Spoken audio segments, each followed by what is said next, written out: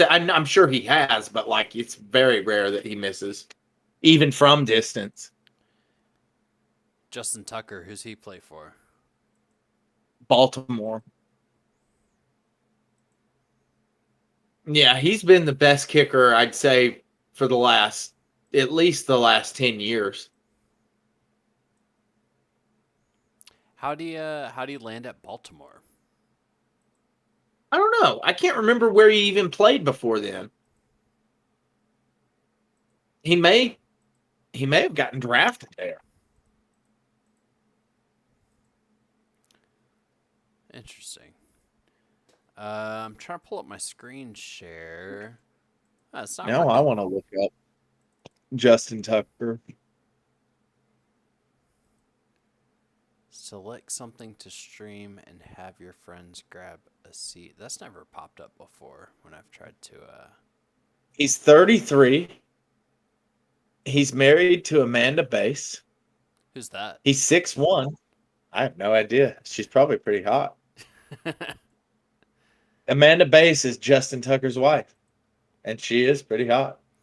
Damn. It's not letting me screen share with you for some reason. Let's see. I'm just curious. Oh yeah, he was. He was drafted by the Baltimore Ravens, and he is still their kicker. He was drafted in 2012. Respect. Yeah, it is. It's mad respect. He'll most likely. He's probably already broken every record they've had for like a kicker. He'll go down in their Hall of Fame, but Justin Tucker will most likely go into the Hall of Fame as a kicker, which is very rare. I think there's only like one or two other dudes in the Hall of Fame as a kicker, Really? but he's that good for sure. Yeah, Huh. no doubt. Their offense is kind of built around him in a way. I mean, that makes sense. I mean, you got to have a good kicker. You got it. Yeah. But like And the thing is, that's so cool about Justin Tucker is he's incredibly accurate from like distance. So like all you got to do is get him to like the 40 or the 50 and you got 3 on the board. Like you barely got to do anything and you got points, you know. That's why Baltimore's kind of always in it. yeah, and especially, in this league, I feel like getting points is hard. You know, teams have Mhm. had trouble getting points on the board, and if you can There's a lot get of good defenses. and if you get on the 40-yard line and get a field goal and do that consistently, you can pick some Well, if teams to your death. team can do that consistently, you know, Kansas City was kind of, I thought, might be built that way a little bit because that heck, what's his name? Buckner, Harrison Buckner. He's pretty good too, but he's not. I don't think he's as good as Justin Tucker. But Kansas City's obviously they're not worried about kicking field goals. You know, they're scoring touchdowns.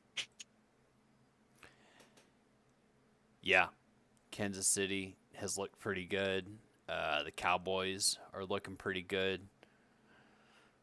It's interesting league we got Wow, going yeah, on. he's 90.9. He's made 90.9 of his career field goals.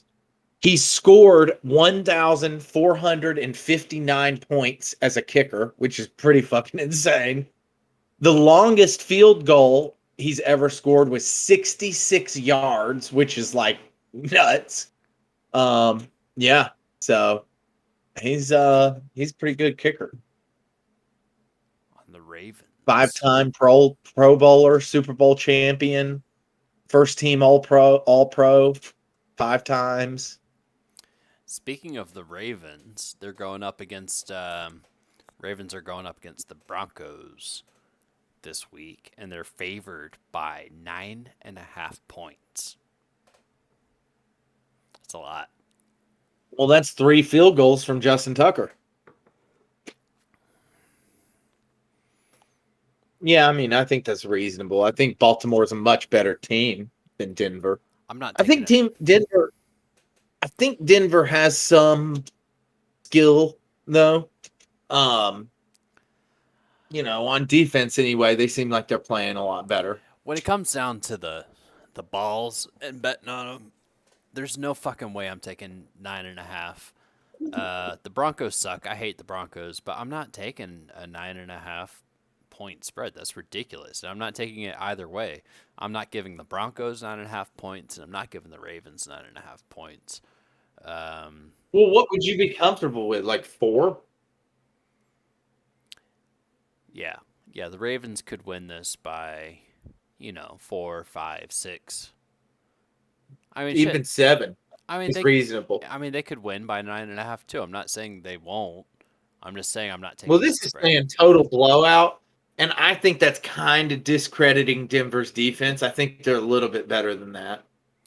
It's just Denver's crumbling apart, but the Ravens aren't exactly, Right. They're not great, and Mark Andrews hasn't really been what he was last year.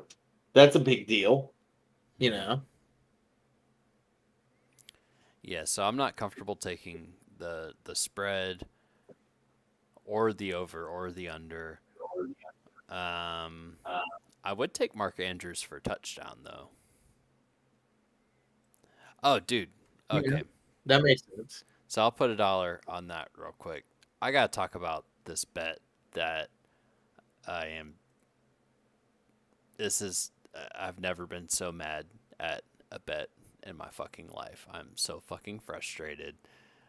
This is Oh the no. fucking worst thing ever. Um. Oh my god, this pisses me off so fucking much. Look at this. Look at. Oh, you can't see it. It wouldn't let me screen share with you. Oh, that's weird. Um, I'll just tell you what it is. Was it like supposed to be like a surefire thing about the last game? I mean, pretty much. I mean, okay. So it was a 5 leg parlay bet. Is it Oh, the bet that's kind of spicy. $10 to win like $46. So it was good. Okay. It was a part of a promotion. Stephon Diggs had to score a touchdown, which he did. Which he did immediately. He scored almost immediately in that game. This is Bills versus the Patriots. It had to go over 31.5 points, which it easily did. No problem. The Bills had to win by 4.5 points. No problem. Right. Stephon Diggs had to receive 50 yards. No problem. He received like 90 plus, I think, that game. Sure. This Easy is peasy. this is where we lost. Josh Allen had to throw 225 yards. 2.25. Do you know how many yards he threw that game? 224. 223. Yeah. I feel like we had one like that last year too. We did, but this one hurts more because I feel like out of all those things to happen, the one that was perhaps least likely to happen was either the over 31.5 or Josh Allen 225. And I saw it coming too. I didn't even stay awake for this whole game. I watched the first half and they were up to like I don't know, like 27 points. So I was like, okay, the over's probably going to be fine.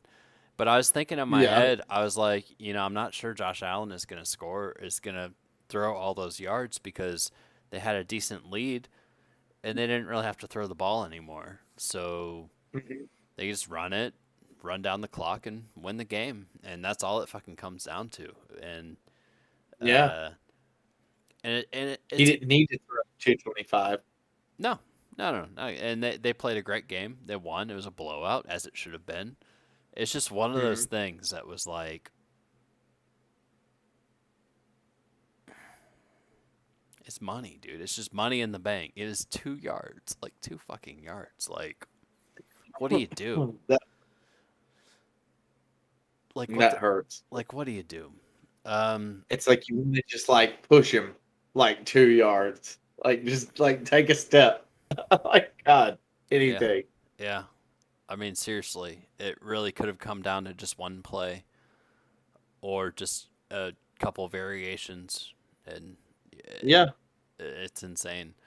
Literally a step or two, basically. Yeah, and the fact that he didn't throw for 225 yards it's a trend. I'm not a statistician.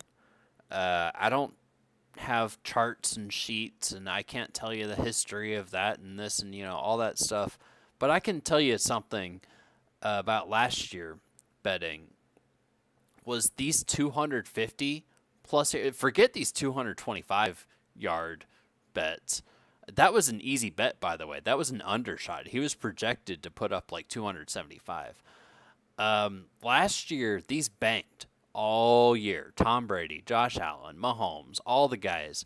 They were throwing Yeah. 250, 275, 300 yards consistently almost every week.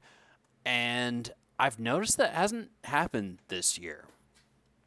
The fact No, the not fact really. that they can have a game The like offense they is a lot had. tighter, and they're more predicated on the run this year than we've seen previously in the past. And this is another point: is some of those high flying offenses, with the exception of Buffalo, have kind of been well. Tampa Bay's obviously not what they've used to be, and like Cincinnati's dealt with a lot of injuries this year. Like those teams are all like Tyreek Hill is in a completely different team, so like that's a huge number of yards, like just in him alone. Yeah. Um, those monster wide receivers are fewer and far between, and that's why I value them higher in fantasy football now than I did because previously in years prior to this, it was always running backs, like running backs, you always took the top end running backs like in the first round, like Derrick Henry, Jonathan Taylor, Austin Eckler. And don't get me wrong, those guys are still good, but I feel like you can get more value later on because the premium wide receivers are so hard to come by. There's only Cooper Kupp, Devontae Adams, Jamar Chase, Stephon Diggs, Justin Jefferson. That's 5 guys, and like there's Tyreek probably Hill, one or two more. Waddle. Tyreek Hill.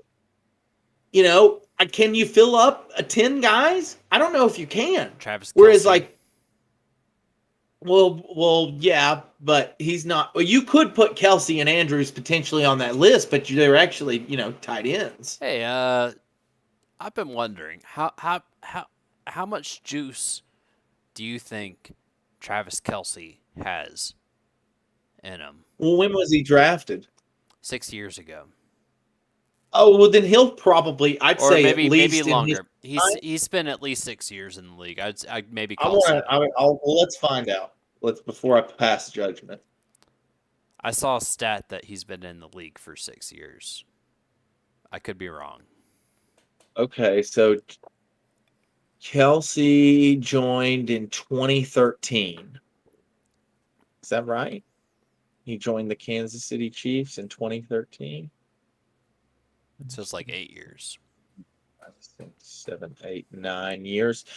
10. So this is his 10th year, I think. So I would say Kelsey has probably got 1 to 2 more years in his prime, Old like man. this. He's getting old. No, Gronkowski was an old man. Kelsey still. This is honestly maybe the best age a tight end can be when they're still physically like really healthy and they've had all that experience and their body hasn't started to deteriorate yet. Kelsey has played through his whole career with almost no injury. I mean, that in and of itself makes a huge difference. I mean, shit, man. He plays at such a high level. I mean, I think that realistically, you're going to see Travis Kelce play at this level for at least another year. I think that's reasonable to say that next year will also be a good year for Travis Kelce. Word. All right, yeah, we'll keep an eye on it. Anyway, so this was a big hit. It was 2 yards off. What the fuck? But that's it was a $10 wager, but it was a part of a promotion where we get, if we lose, a $10 bet back. So we have one more chance. $10. If you had, I was thinking about that Eminem song, man. It's like if you had one shot, if you had $10, and one opportunity, if you had $10, I already know who it is. What? Lay it down, man. It's Tyreek Hill, man. He's always come through for us. I feel like we haven't bet on him that much this year. That's the problem. That's why we're not sitting in Vegas doing this show right now. So he's Dolphins are going against the 49ers. And Good matchup. 49ers are favored by 4.5 points. Why? I have a feeling the ambulance alerts must be going off right now, right? That's the only thing that makes sense. We gotta look at Dolphins. Dolphins look good. Yeah, the 49ers surely can't be favored. Don't they? Don't the Dolphins look good? I thought they did. What's going on with the Dolphins? Let's find out. Let's find out. We're on the research frame. We're doing a bit of news, boys. So yeah, the Miami Dolphins are only 8-3 right now. like they seem pretty good. They're in a very tough division. And I understand the San Francisco 49ers are 7-4 and they got a hot offense, but dude, like how do you not take the Dolphins? Tua's healthy, Tyreek Hill is healthy, Jalen Waddle is healthy, Wilson Jr. is healthy, Mostert's healthy, Gasset, they're all healthy. Miami is completely healthy, except for. Did Tom Brady sign a contract with fucking San Francisco or something? I still would take Miami if that were the case. I mean, come on. I mean, you would have Debo Samuel, Christian McCaffrey, and Tom Brady. That's pretty good offense. Miami looks totally healthy. I don't know what the fuck is going on here with And George Kittle. Damn, that would be a fucking dynamo. What do you mean? Well, if Brady was playing instead of fucking Garoppolo, throwing to Kittle and Samuel, that would be sick. And you'd have all that pressure taken off because Christian McCaffrey's such a beast. I don't know what's going on here. I don't know why the 49ers are favored by almost 5 points. I wouldn't take them. I would bet on the Dolphins personally. I mean, yeah. Tomorrow, 4:05, must-see TV, buddy. Yeah, I'm about to place this bet. I got to go AFK for just 1 second. I'll be right back. All right, man? Yeah, that's fine. Entertain the people. Dance, monkey, dance. I'll fill in. Yeah. Oh. Well, I was a sailor back in Vietnam, and I had a little cowgirl, and she called me Uncle Tom, and I don't have many more words to this song. All right. So, yeah, that was a little bit of vamping by your pal, Tim Oceans. So, yeah, anyway. We've got I don't know. I can't really see anything. I do know this though. I think the Miami Dolphins are really good. San Francisco is good too. Let's do a little stat tracking here. Let's see if we can't find out a little bit more about this game, shall we? So we've got the San Francisco 49ers and the Miami Dolphins. I don't know, man. I'm all about the Dolphins here, but 49ers are okay. They're all right. That's easy. Tyreek Hill has been good to me consistently since we started this show. I mean, we bet on Tyreek Hill here on Betting on Balls. Tyreek Hill is our friend. He's good to us. But it's more than just Hill. You got Jalen Waddle. Jalen Waddle's bad, man. He's good too. And this is really getting it done. It's going to be a high-flying game. That's what I think. That's what I know. I'm going all in. Miami Dolphins. All day. Not a problem. It's not going to be a problem. And we're back. So, yeah. I was just saying, you go Tyreek Hill all day. I'm taking fucking Miami here. I mean, the one thing I will say is it's at San Francisco. So I guess you would kind of maybe consider that an advantage to some degree, but 4.5 the Dolphins points. look great. 4.5 points. Like what am I missing here? What are we missing here? I think they're missing, man. I mean, because here's the thing: like, go back and look at the Dolphins' scores, dude. In the last game, they put up 30 points. In the game before that, they put up 39. In the game before that, they put up 35. In the game before that, they put up 31. I mean, they're on fucking fire right now. They're the definition of being on fire right now. And I think I've said this kind of all year. It doesn't really seem to matter who's playing quarterback. I mean, No. they're winning games. And their coach, You know. man, their coach is fucking nailing it again and again and again. I forget the guy's name, but he's fucking killing it. I love Miami's coach. This guy, he's a Madden player. He plays fucking Madden 23. He's a fucking nerd, and he knows the Mike stats. McDaniel. Dude, Nice. he is the best. The Yeah. best. He's like I said, he's a Madden 23 player that they let fucking coach the game, and he's destroying. It's insane. That's awesome. It's insane. They're like, let's just fucking let a Madden nerd fucking take over, and he's doing great. If Wow. anyone should have gotten Brady, was this guy. Yeah. Think about Tyreek Hill and Brady and this coach. He fucking goes Yeah. for it on fucking third down. I mean, I'm telling you, man. Mike McDaniel. Well, I This think guy it's is safe on to say. fire right now. He is insane. Well, let's roll with the Miami Dolphins, man. I'm off the Bills train. Okay? As far as the AFC North goes, I'm all in on the fucking Dolphins, man. Let's roll. Mike McDaniels.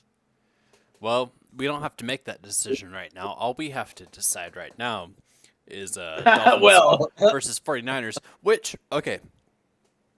So I can't I screen think it's share. an easy. Of course, it's an easy bet, but let me tell you what Vegas is telling me. They're telling me that the 49ers are going to win by 4.5 points. Vegas is telling me that Christian McCaffrey is very, very, very likely to score touchdowns. They also think Okay. that Deebo Samuel is likely to score touchdowns. Well, this is interesting. So you're saying like this guy's an NFL genius, right? Like he's not a genius, but he's like a Madden prodigy. He's like new school. Yeah. He's a new way of thinking in football, and he's dominating, right? And he vibes, Okay, well, that's and he vibes interesting. with his team. They vibe. Well, okay. So that's kind of interesting because you have in Shanahan a guy who's very entrenched in football history and culture, and he's the son of a fucking long time coach, very old school They're mentality. dumb. He's a young guy, but old school mentality. Yeah, and what they football. got like a Um, fucking like Italian quarterback? Are you serious? No one wants a fucking Italian Garoppolo? quarterback. Come on, is that You Italian? want this Tongan guy? Is he? I mean, is Yeah, he I think Italian? Garoppolo Is must that what that? He must be. Like Garoppolo? Listen, He has to be. listen. I have Italian blood in me, so I can say this. Nobody wants an Italian fucking quarterback. Come on, what the fuck are you talking about? Come on, get out of here. Get out of here. Dude, I'm about to look up great Italian quarterbacks. It doesn't matter. That was another time. You know, it could have been, but like, The mob is like gonna come after you. Oh, back in '46, there was Angelo Bertolini. yeah, He was great. they also And didn't then, let they also didn't was, let uh, black people play football in 1946 either. So that might have had something to do like with a that. pretty rough list, man. I mean, think Jimmy about it. Garoppolo is like the best representative on this fucking list, bro. I'm not even kidding. You've got Giovanni Carmazzi, played for a season. It's ridiculous. There's like, dude, I shit you not. I looked up like Italian quarterbacks. It's like 10 guys. It's like Joe Flacco, Jimmy Garoppolo, and like 10 other guys. And that's You're right. I think your theory holds holds water. It's not a theory, man. It's my blood, and that's the only reason why I It's can. my blood. It's the only reason I can say that is like I can confidently say I know that it's just The that's ball like ain't round. that's Oh like wait, no. Here's the really okay. Great. This is a great Italian quarterback, Dan Marino. okay, okay. Yeah, that's a great Italian But quarterback he for was, sure. but he was for sure doing steroids. I mean, come on, dude. Oh, For dude. Well, I think they all sure. for sure do steroids. He was actually less likely just because he played longer ago, but he definitely did steroids. They all Yeah. fucking do steroids, man. That's the Yeah. name of the game. Yeah. Is you do that shit during the off season and you become this giant inhuman person and go play ball. Anyways, we're getting way off track here with this game, but I guess what Vegas seems to be implying is that the 49ers have a really great running game, and they're just gonna fucking run the ball, and they're gonna I guess run the clock down, and maybe their defense will stop. I don't know. I don't know what the fuck Vegas is thinking here. This seems insane to me, and insane to the fact that this free $10 bet that we have, I want to put it on Miami to win outright. $10 wins $17.20. I mean, does that not make sense? Am I? Am I? Am I? Tell me what I'm missing here, Tim. If anything, please Well, I think that tell me San how. Francisco's offense is good. Okay. I Okay, think their defense is okay. I think they can win the game. I just think that it might be I a say no slight way. misproject. I say no way. No way whatsoever. I'm putting 10 I bucks. agree. I'm just trying to take devil's advocate here Yeah. on why it could possibly be, but I mean, I'm taking Miami all day too. Yeah. I don't know. Or okay, so we could either put 10 bucks on my. I mean, I'm gonna go ahead and just do that because I mean, whatever, it's done.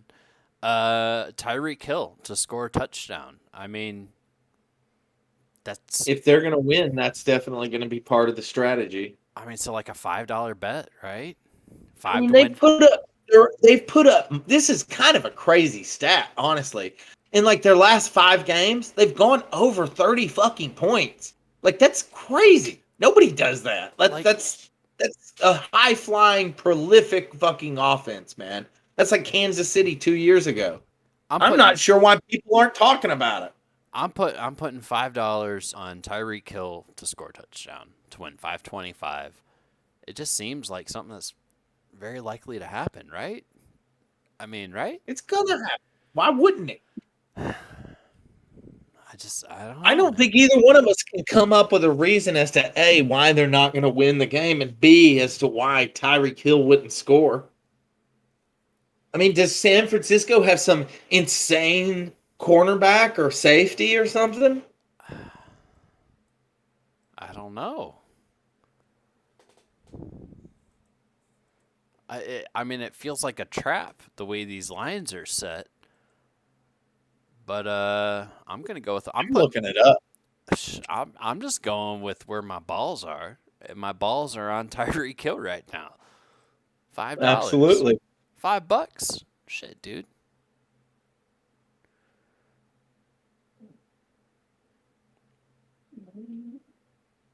I'm not. They got Tre'Davious Ward. He's pretty good.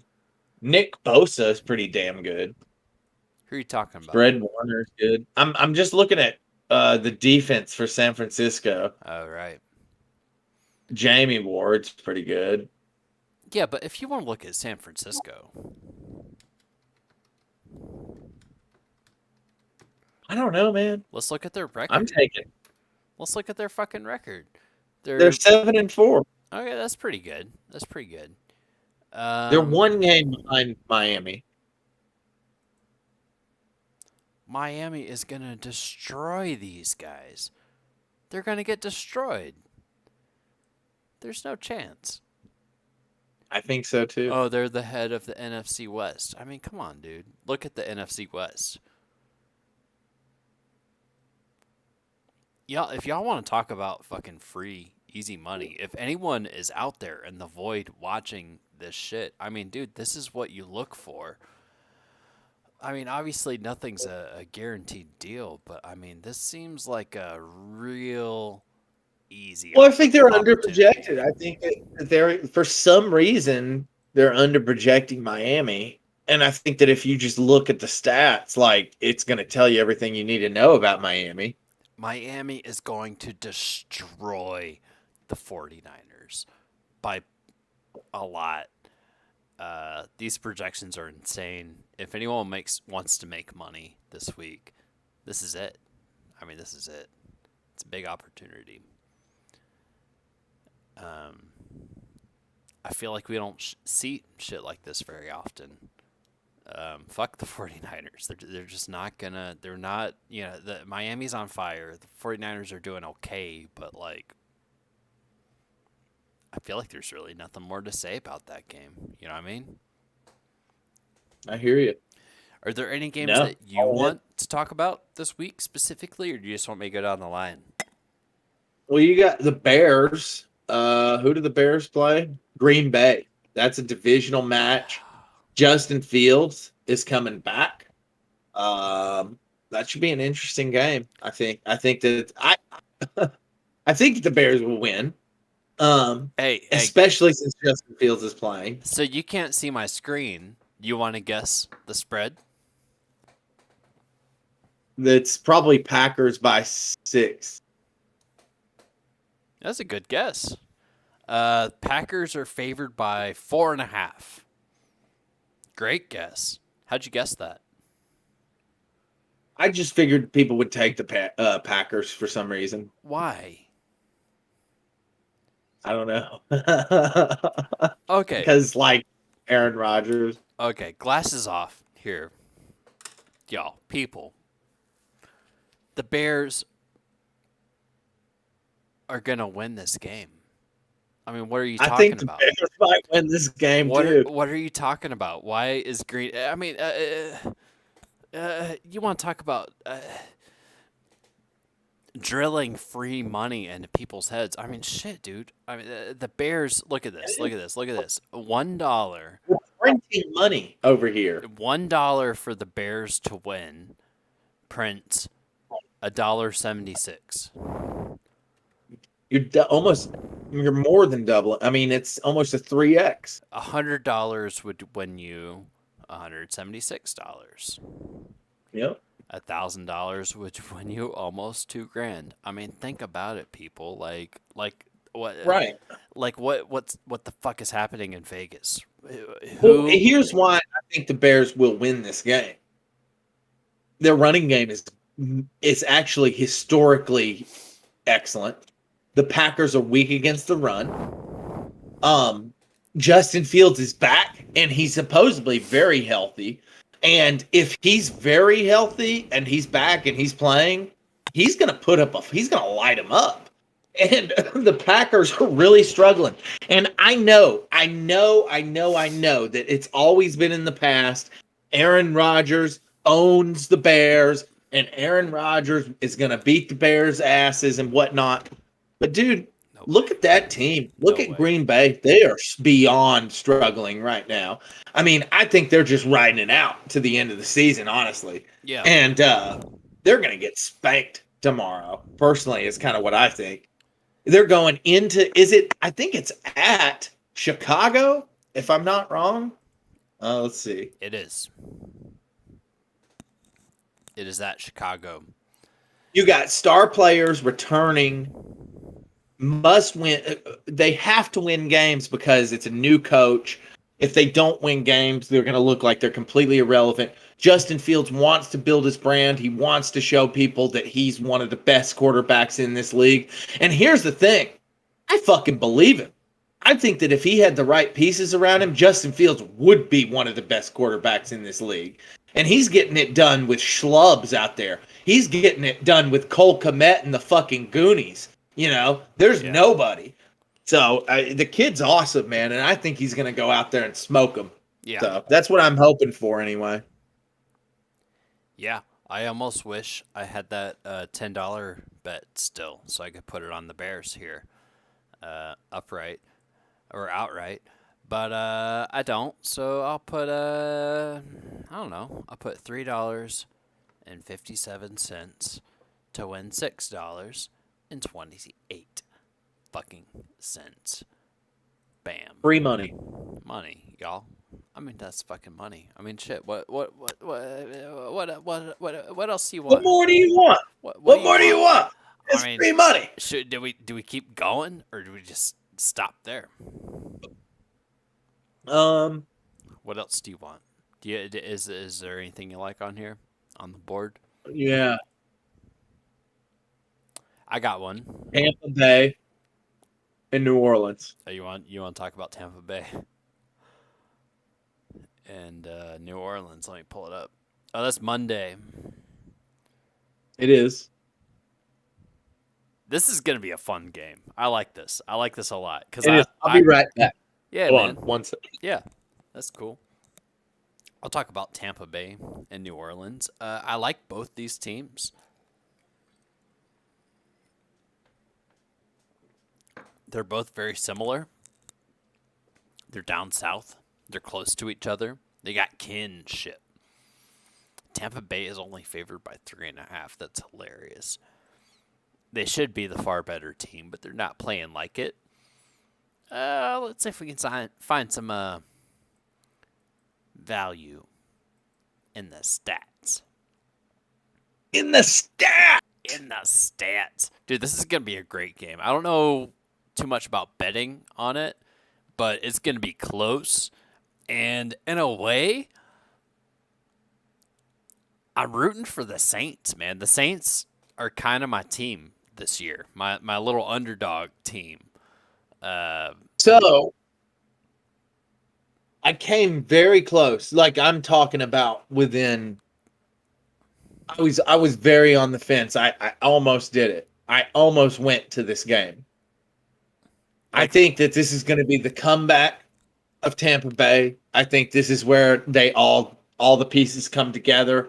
The coaching problems. They take a look at themselves and they address what's going on with the team, and they really get it done. And this is why I think the offense is starting to click. I think we've seen signs of life that they're actually kind of able to play and getting it done. I think the defense, and statistically wise, if you look at Devin White and the numbers he's putting up as a defensive back, it's insane. I think that their defense is starting to gather, and I really think that Tampa Bay's biggest problem, and if they can overcome this, that they will rise into the promised land. It's the coaching. It's simple things, and I think we saw last week in the mismanagement of the clock at the end of the game. That's where it breaks down, and that's where the line gets drawn. It's not the players. It's not the team itself. It's the direction the team's being taken. And I think that if they can correct the course, and I think that if they can analyze themselves and take a look at what's wrong and really hammer those things out, I think they can right the ship.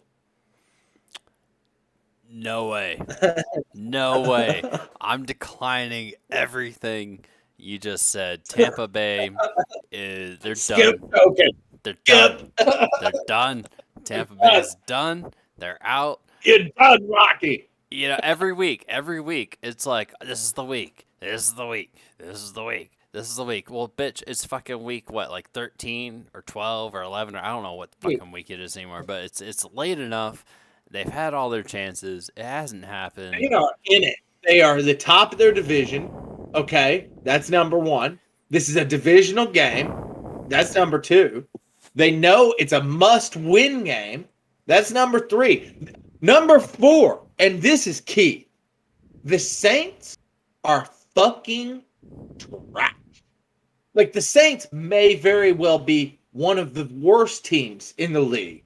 And I'm not willing to say that about Tampa Bay. I think that the Tampa Bay's got fucking problems, and I think they've had not a murderer's row of a schedule, but they've had a somewhat difficult schedule this year.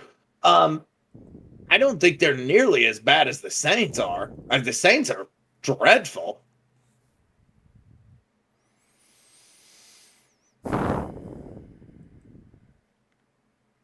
I hear you. I hear you. You're not wrong. But the Buccaneers cannot score. Yeah, they can. They do. Barely. They did. Tom Brady actually had a decent, like in fantasy. I played him last week. He had a decent game. In fantasy, anyway. No. I watched that game, and they're not doing it. The defense, they're not doing it either. They were great. The defense started off on fire. They were saving their season, but I think Tampa Bay rolls over. This is it. This is it for them. They're done. This isn't the game where they come back. This isn't the game where the pieces come together. This is a game where the Saints, who, you're right, they're not the best team out there, but they hustle and they grind, and they go out there and they fucking play. And the Buccaneers haven't done that really at all this year. I would take the Saints money line $1. And the Bucks are just done. They're out. If they can't beat this team, they couldn't beat the Panthers. They can't beat weak teams. They can't beat anyone that has any kind of an interesting offense. Dude, what are you doing Monday night? Monday? Yeah, what are you doing Monday night? Nothing. I don't think. Why? Do you want to go to Tampa Bay? Perhaps. We can stay at a La Quinta. La Quinta. We'd have to probably fly down there. Monday night. What's that game? This Tampa Bay versus is that the one we were just talking about? It is. Versus New Orleans. Oh shit. Yeah, I mean I could make it down there. I think so I looked at tickets for Spirit Airlines. It's the cheapest I could find was like $100 there and $50 back. Yeah, it's not bad. No, and then tickets for the game, that I don't know. They're probably pretty fucking expensive, especially this short notice. Yeah, well, we'll take a look at it. I'm for sure down to look.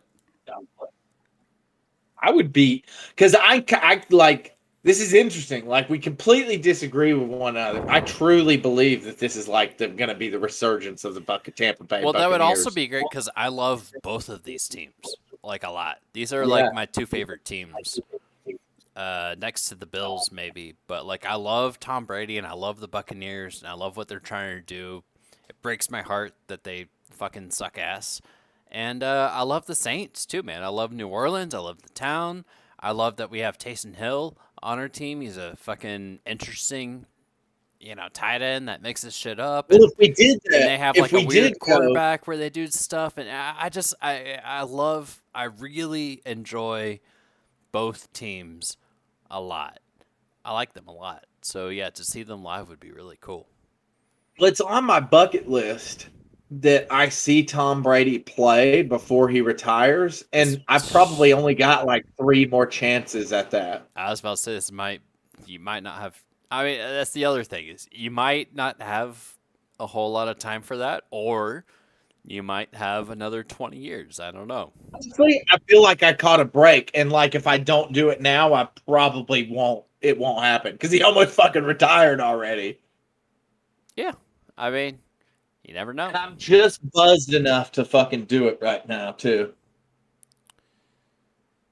I mean, whatever, man. I'm down for it as long as it's not like crazy thousands of dollars, but a couple $100 here or there. That'd be. Fucking... I think it probably. You know, like I think we, under like $800, I feel like could be doable. Something like that. especially if we fucking split the cost, we could definitely do it.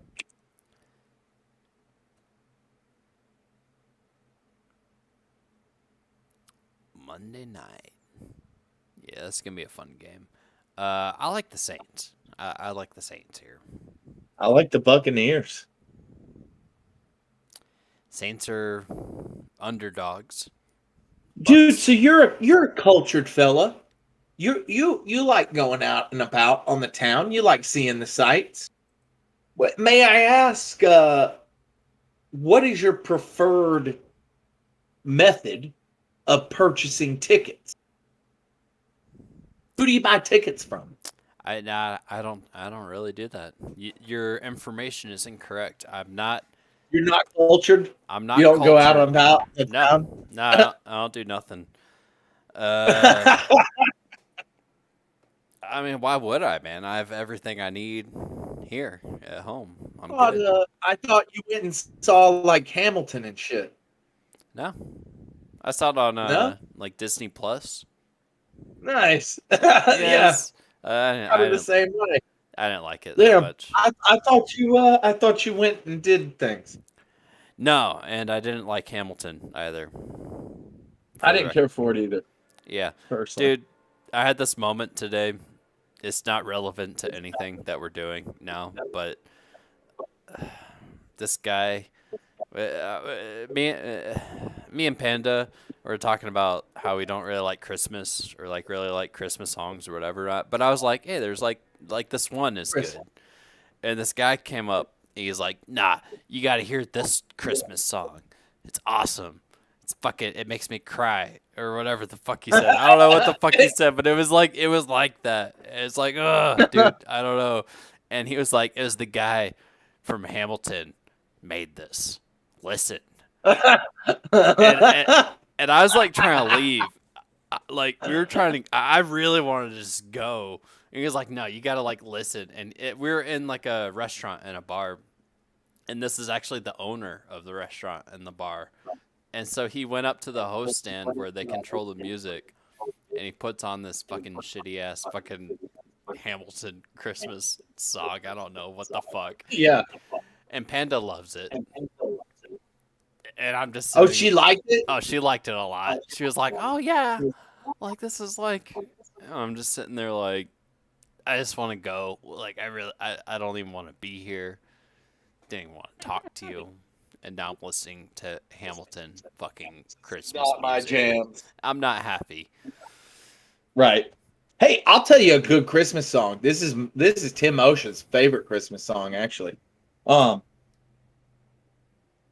damn, that's Tom Waits' Christmas Card from a Hooker in Minneapolis.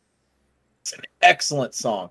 I listen to it when it's not Christmas time, but I definitely listen to it at Christmas time a lot more. I'll have to check that out. I love Tom Waits. Yeah, no, Tom Fantastic. Waits is the shit. Yeah, he's Yeah. dope as fuck. Love him. It's very it's like I think it's really from a hooker in Minneapolis that like wrote him like a letter. Because it's that's what it sounds like. The lyrics seem that like that anyway. I mean, that's cool. I get my best material from hookers in Minneapolis. I think that's like pretty fair to say that most of us do. You know, that's just part of the human condition. Are there any other games that you're interested in this week? Anything off the top of your head? We talked about New Orleans and Tampa. We talked about the other one that I liked. Oh, I had one I was interested in at first glance. The Jets at the Vikings. The Vikings are only favored by 3. Well, the Jets are playing really well, and the Vikings are very suspect. The Vikings seem to play really well sometimes, and then they just don't show up in other games. They have a I think they have a 9-2 record. the Vikings, Yeah. the Jets are also pretty darn good right now, are they not? they're looking good. Let me look at Minnesota. whole goddamn division outside of the Patriots looks excellent. Ah, Minnesota. Steel sharpens steel. They're 7-4. Looking healthy. Oh, dude, I gotta refill my glass. I'll be right back, brother. So the Jets are 7 and that's fine. The Jets are 7-4 in a very stacked division. I mean, these guys are playing against the Bills. They're playing against the Dolphins. I'm telling you, when it comes to Minnesota Vikings, when it comes to sure things, the Minnesota Vikings are not a sure thing. They will let you down big in a heartbeat. They always have me. You know, they're playing well. They've got a good team. I think that's easy for anybody to say. But I don't know, man. I'm going Jets on this one. I just like the Jets. God, I never thought in a million years I'd hear myself say that. I don't like the fucking Jets. I like the Jets in this game. Yeah, I think I'm taking the Jets here. They're just playing great. They're in a stacked ass division. The Vikings look, I don't know. They look flashy. I don't know if they're actually what their record indicates they are. Yeah, maybe they are. I don't. It's hard to say. Let's look them up. Let's get a little stat on it. Let's get a little stat on it.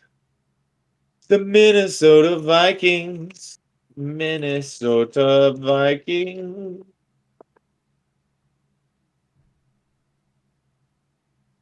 Yeah, they look good too. You got Justin Jefferson, Dalvin Cook, Adam Thielen seems to be coming on a little bit. But that's really it. I mean, Kirk Cousins is okay. For the New York Jets, you got let's see. Who are the players for the New York All right. Jets? What's up? Fuck the Jets. So for the Jets, Fuck the Jets. you got Zach Wilson at quarterback and Joe Flacco, Garrett Wilson at wide receiver, Elijah Moore. I don't see how this team is even 7-4. I think it's because their defense is really fucking strong. That's how they're winning games. And I've said this before, steel sharpens steel. And the Jets play in the hardest division in football. All the teams in the AFC North are fucking stacked, man. Or I'm sorry, the AFC East are stacked. Let's look. They're pretty good. They're pretty darn good. Jets are 7-4. Okay. Yeah, Jets they're looking tasty. I see what you're saying, but Vikings 9-2. But you're right, against the Lions, Packers, and Bears. At critical times have been known, and historically, not only this season, but historically fall apart at critical times. So it's just hard for me to buy into the Vikings after seeing them year after year kind of do the same thing. It's like you think they're going to make it to the promised land, and then they just fall shy just a hair, and they fall apart. Dalvin Cook gets injured. Most of the time, that's been the case. Is Dalvin Cook gets injured, and that's that. You know. I see what you're saying. You're not wrong.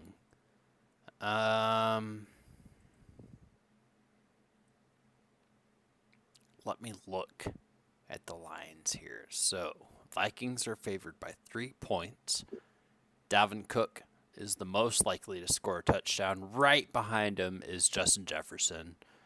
The Vikings are going to destroy here. They are. The Jets, they're done. I think, okay, here's the thing, man. I think that if you're looking offense on offense, you're correct. I think that the Vikings are going to destroy. However, I think that the Jets' defense is what defines them. And I think that their defense is incredibly strong and is going to stack up well against them.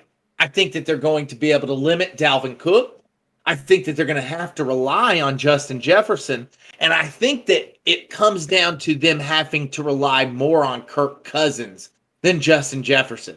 I think that Justin Jefferson is going to be in double coverage all day. Sometimes he's going to beat it. Sometimes he won't. I think it's going to be up to Kirk Cousins to make those throws. Because if I'm the defensive coordinator of the New York Jets, I'm sending everything I got at Dalvin Cook. I'm not letting him run the fucking ball. It's going to be a hard day in hell. That's the best thing. That's the thing I'm best at, and that's what I'm going to limit. I'm going to send blitz after blitz after blitz after the quarterback.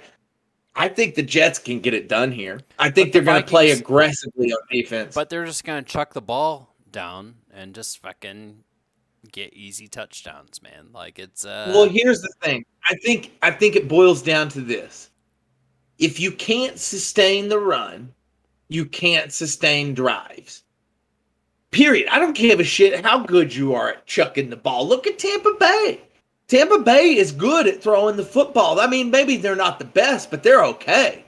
They can't run the ball this year, and that's why they can't fucking sustain drives. You know, I think that if the Jets play to their strengths, which I think that they can and possibly will, I think they're going to limit the run. I think they're going to put a lot of pressure on the pass, and I think that in doing that, I think that they can win this game. I think as long as they continue to limit the run, don't let Dalvin Cook beat you, it's a winnable game for the Jets. Not saying they're going to blow them out either. I think it's going to be a defensive fucking nightmare for these guys. They're playing against an opponent who has to play against the Bills twice a year, who has to play against Miami twice a year. These ain't the San Francisco 49ers. Like, this isn't Seattle. This isn't Denver. These guys are the real deal, man. The Jets are... And not to mention, I mean, New England sucks this year, right? But, like, New England's defense is also fucking strong. So, like, New England is a tough opponent, too. The Jets have been beaten year after year. They've got momentum on their side. They're actually kind of kicking it this year. I don't know, man. Don't sleep on the Jets. And it's hard. You have no idea how hard it is, how much it pains me to say all this. I don't like the Jets, personally. I think that I want the Jets to fall off a fucking cliff. But I don't think that's the case with this team. I think that division is a slaughterhouse. I think that every team in that division is just one of the best teams in football, other than New England. New England is kind of shitty this year, but most of the time they're pretty good. So I'm still going with the Vikings. I can't take. I don't blame you. I can't. I don't blame you. I can't take the Jets over the Vikings, and I feel like a field goal. It'll be close, but I think the Vikings can cover a field goal. Yeah. I mean, you're not wrong. Hey, how about this though? How about this though? If the Jets win this game, then we'll talk next game about, you know, because if they can beat one of the best teams in the league, which is the Vikings by record, let's look at the Jets. Who they play next?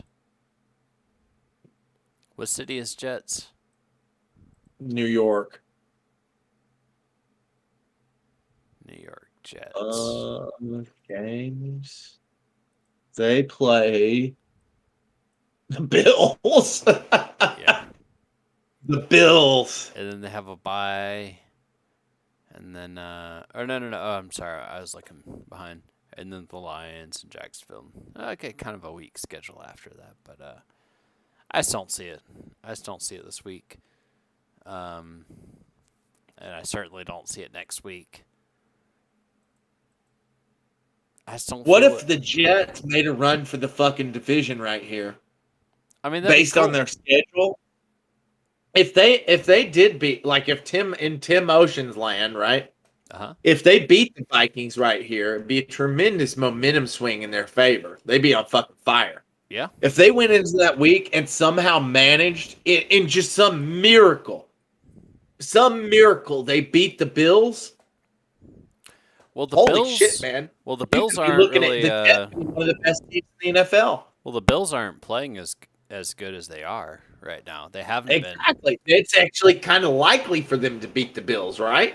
No. No. No. I'm just saying the Bills have been kind of on the decline in the last month, but I don't think they're going anywhere. I mean, come on, dude.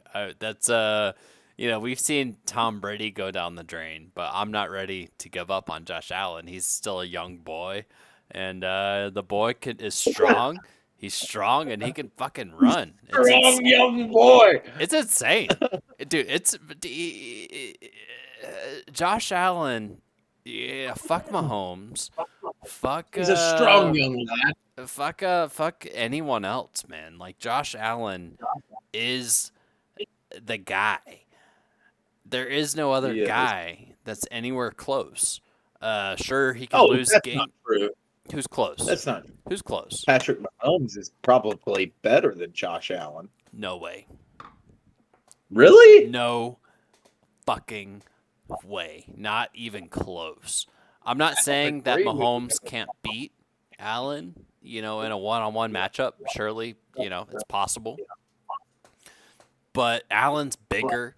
He's stronger. He might be slightly faster just because he's bigger and, he has longer reach with his legs. I feel like he's probably a little bit younger. So you're saying that Josh Allen is the prototypical quarterback? Like if you could build a quarterback, it would be Josh Allen. He is like how like in the new Jurassic Park movies, how they have like the new velociraptors that are like genetically modified. Yeah, like Blue. He's blue. Yeah. He's blue. Dude, honestly, it's weird. Like, I'm going to throw a name out there, and I doubt that you're going to agree with me, but I really do feel like if he was with a different offense, we might say similar things about him. And that is because, like, if I was to build a quarterback, it would be this guy. Lamar Jackson is just, like, I've seen Lamar Jackson do some shit that, like... He's done. I don't think I've seen anybody else do. He's done. He's over. His time is done. He's old. Old man. He can't keep up. Quarterbacks who are they move a lot, like if they move out of the pocket a lot and take hits, their careers typically. Yeah, Lamar Jackson, I love him. I love him. He's great, but I mean look at their team record and look at what he does. And no, he's done. I mean he was great. He did what he did. Mad respect to him, but he's done. He's a dinosaur. Let's move on. Let's fucking get on. Well, you cannot say that about Patrick Mahomes, man. You can't. Not yet. Dude, Patrick Mahomes is as good as like he's ever fucking been, and like I just Mahomes is tit great. for tat. Like if I had to pick one, I would take Mahomes over Allen. I think. Nah, and well, also there's a couple of reasons, and also not only the quarterback, but if you compare the teams, I would take Buffalo over Kansas City. Even though Kansas City is great, they are a fantastic team, but Buffalo has a better defense. And this year maybe. And you imagine? Could you imagine if like Buffalo had three things. They could pick up three of any of these things, and oh my God, what it would just be like. It would be fantasy gold. It would be shit that was like a video game kind of. If they got a tight end, like a tippy top, like a Kyle Pitts or a Mark Andrews. Okay, so that's option one. Travis Kelce, sure. Gronkowski. Gronkowski in his prime, yeah. Okay, so if they got a guy like that, number two, they get like a fucking even a Julio Jones, like any other wide receiver that can take coverage away from Stephon Diggs. Anybody, like a Travis Higgins, T. Higgins, Amari Cooper, Calvin Ridley, Amari Cooper. Yeah, anybody anybody who could take just a little bit of pressure off Stephon Diggs. That's all they, and catch a couple passes along the way. Like, just take one guy every once in a while off of Stephon Diggs. Imagine what they would do. Okay, so that's option 2. Option 3, a stud fucking running back. Imagine if they had an Ezekiel Elliott. Imagine if they had if they upgraded one of those 3 positions, they would be a fucking dynamo. Like, they would be the greatest show on turf. It would be must-see TV every single week. Right? Like, that's how good the Bills would be. How hard is it to get a good running back? Not impossible. It's much easier to get a good running back than it is a wide receiver. I mean, you would think just a young guy that can just fucking plow through the turf, right? Yeah. Josh Jacobs is like the guy to me that comes to mind. I just don't Who will understand. be a free agent next year. Josh Jacobs is on the last year of his contract, I think. It's just interesting to me that to hold value as a running back must be really hard, right? I mean, that's a hard. I've always felt that running backs take more punishment than any other position. I mean, Your that's all whole you job do. is to get tackled. Yeah. Your whole job is to get tackled. You're Yeah. gonna get tackled. Like, Just and if put you're your shoulder really, down. really good, if you're really, really good, you might get tackled a little bit less. That's all it boils down to. Like, LaShawn McCoy was really good at not getting tackled. It just seems You know, pretty- like some guys are great at avoiding getting tackled, because I'm sure, think about it, like your whole job, right, is to like absorb this punishment. So Yeah. imagine if you develop the skill to like get the fuck away from it. Like, there are some guys like that. Walter Payton was like that. LaShawn McCoy was like that. Barry Sanders. And then some guys, they look for the contact. right. They seek it. buck right Marshawn into it. Lynch, Adrian Peterson, like Jim Brown. I mean, they just fucking plow right into it and look for it. You know, they just want to run your ass over. Those days of running backs, I just feel like there's not many guys like that in the NFL anymore.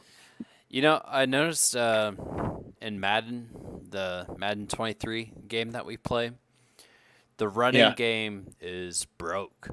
Because if you're playing, totally. Because if you're playing against someone that has players that are far superior to you, you can't run. You can't run a yard. There's no way. And adversely, if someone has a running back that's exceptional, like a 90+ running back, they'll run all over your ass. Like, they'll put up 4 6s all fucking day, just because it gauges it almost on the difficulty of the player and not the scheme or the game or anything. That hasn't happened to me, but you know I have a good defense. That's like the best part of my game is D. But Yeah. no, I can stop the run, but I can't run a yard for my life when I go against a team that has all-star players. I mean, dude, they can pounce on your quarterback before you even hand off the ball. Like, you don't even have a chance. Like, it's just Right. dude, there will 100% be times where I will hand the ball off to my running back because I know I'm going to get fucking sacked. Like, I will make him take the hit I would rather lose 1 yard than 3, you know? Right. Like, I've totally done that before. It just goes that way sometimes. It's I interesting. wish I had a level of like actually literally being able to read a defense, you know? Like, if I knew when I like looked at their because I can kind of do it intuitively because I've played so much Madden. I'm like, if this guy's standing over here, maybe this guy's open. But like, if I actually knew what that shit meant, like, oh, they're standing in a fucking 4-3 right now.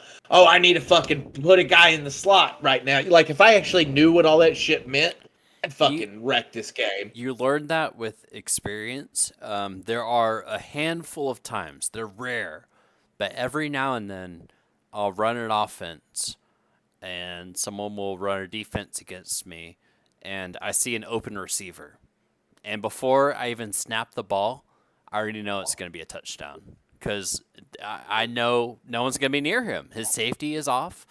There's no one covering that receiver. And I know my receivers, they're all fast. So even if a guy happens to pick up on what he's doing, he's fast enough that he's going to outrun anyone that picks up on it. It's rare. It's like a 5% chance of happening. You don't audible a lot. I never I've audible. noticed. Well, Like I think I've seen you do it like once. I think I've seen you like. Well, not to say that you don't change the play, because I have seen you like where you've gone from a run to a pass.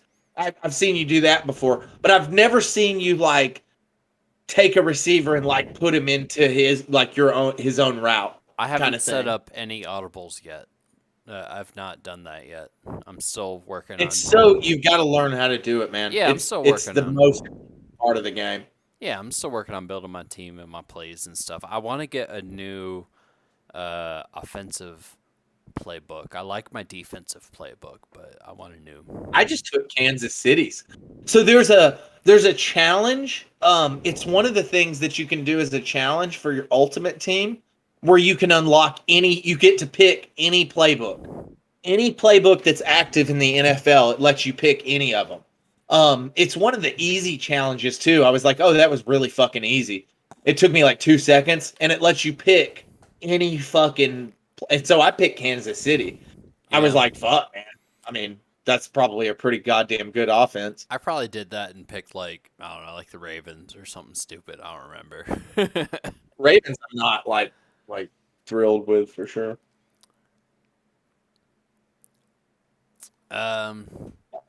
Anyways, getting back to the betting on the balls. Hey, we were talking about Kansas City. They're going up against the Bengals this week. Guess who's Ooh. favored?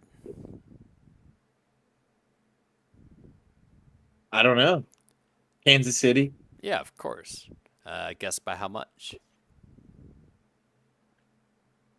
6. 2.5. Okay. I'm taking the Bengals. I mean, I think I always bet on the Bengals. What? I like the Bengals. You were just talking about I how. always take the Bengals. Yeah, but you're just talking about how good Kansas City was. Travis Kelce, Mahomes. Yeah, but I like the Bengals better. No. No. I What? do. Yes, me personally, I was sitting here going, well, if I say Joe Burrow's better, then he'll mock me. Like, but no, I love the Bengals, man. You're taking the I think they're Bengals great. over arguably the best team in the league. The only other team Well, I that. have my reasons. What are your reasons? Well, Jamar Chase, all signs point to him playing again. Okay. I think Joe Mixon's healthy. Joe Mixon, only 2 games ago, was it? He put up 5 touchdowns in a single game by himself. That was crazy. Joe Burrow is. I don't care if Joe Burrow's not as good as Josh Allen. Joe Burrow's fucking good. Like he can get it done, man. He's not as healthy as a Mahomes. horse. He's not Mahomes good. Okay, he's not. But I'll say this. I think that if you were to tier it out, it would maybe go Allen, Mahomes in the same tier. In that next tier down, I'm taking Joey Burrow all fucking day, man. Well, Like he's- Joey Burrow has been a magician at points in fantasy, and he is winning fucking games, dude. but that's a tier down. He's okay, so maybe it's not S tier, but it's A tier. So how could you take A tier over S here? Why? Because I think that the team overall is better. I think that Cincinnati's defense is better than Kansas City's defense by a lot. And I think that if you really look at it on paper, it's easy. Like it's Cincinnati all fucking day. No. I'm going to name 3 players on Cincinnati's offense, and you try to do the same for fucking Kansas City, okay? Joe Burrow, Jamar Chase, Joe Mixon. Yeah, and then on Kansas City, you got Mahomes, Travis Kelsey, and then whoever their wide receiver is going to be this week. It's not going to be. It doesn't matter who their wide receiver is, because they got Kelsey and Mahomes. It's really all you need. Okay, but I can keep going with Cincinnati. You got Not- T. Higgins. You got Tyler Boyd. That's not to say. You got Hayden Hurst. That's not to say Kansas City doesn't have other people to throw it to. It's more to say that they just spread it out more. If anything, I feel the opposite. I feel like Cincinnati spreads it out more. I think it's the Travis Kelsey show all day, and I think it's one-dimensional as fuck. And I think that any savvy coach, which I think the coach in Cincinnati is savvy as fuck. I mean, the motherfucker made it to a Super Bowl in his second year. Dude knows what he's fucking doing. I think any coach that's savvy as fuck is just going to cover the shit out of Travis Kelsey, right? Why wouldn't you? Well, you also got Show me as a runner. Pacheco. He can run the ball. Pacheco these nuts, right? Pacheco gonna run them nuts all over your fucking eyeballs and face, No motherfucker. fucking way. Dude. No way. No way. Pacheco sucks. He's putting points up. Is he? I don't know, probably. I don't think that he is. I wouldn't take Pacheco if you paid me. I'm taking the Chiefs by 2.5 points. That's madness. You should look at this. No way. No way. Bengals all day. Bengals are going down. Bengals are going to win this game. Yeah. Let's look at their records here. Bengals are 7-4. That's great. That's really good. Chiefs are Good. 9-2. They haven't played a team this good yet.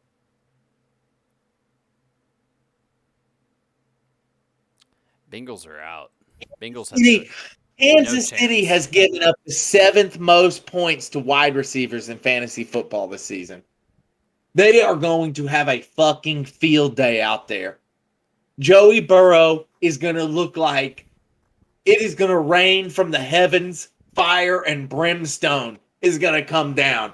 They are going to cover the shit out of Travis Kelsey all day, and they are going to shut down Kansas City. No It's way. going to get ugly for them. No. Patrick Mahomes is going to look like a fucking fish flopping around out there. No way. We are complete opposite here. So I'm going to do a low conviction bet since I live in a state where I can bet and I can put this down. I'm going to do this, and you can't. I'm going to take Kansas City, 2.5. You're going to win by a field goal. And I'm going to take Travis Kelsey to score a touchdown. I'm going to bet Tree Fitty. Ooh. I'm going to bet Tree Fitty on Travis Kelsey to score a touchdown. You know who I'm taking to score a touchdown 250. with fantasy Monopoly money? I'm going to bet this empty bottle of wine. Isaiah Pacheco. It better be that guy. It's going to be Jamar Chase. Hey, you ever watch All day. Eastbound and Down? You ever see that show? No, but it looks like fucking hilarious. I think I would love it. I've seen bits and pieces of it. Yeah, don't talk to me again until you watch that show. Start to finish. I'm not going to say a word. Yeah. We're done. Again. We're done. Right.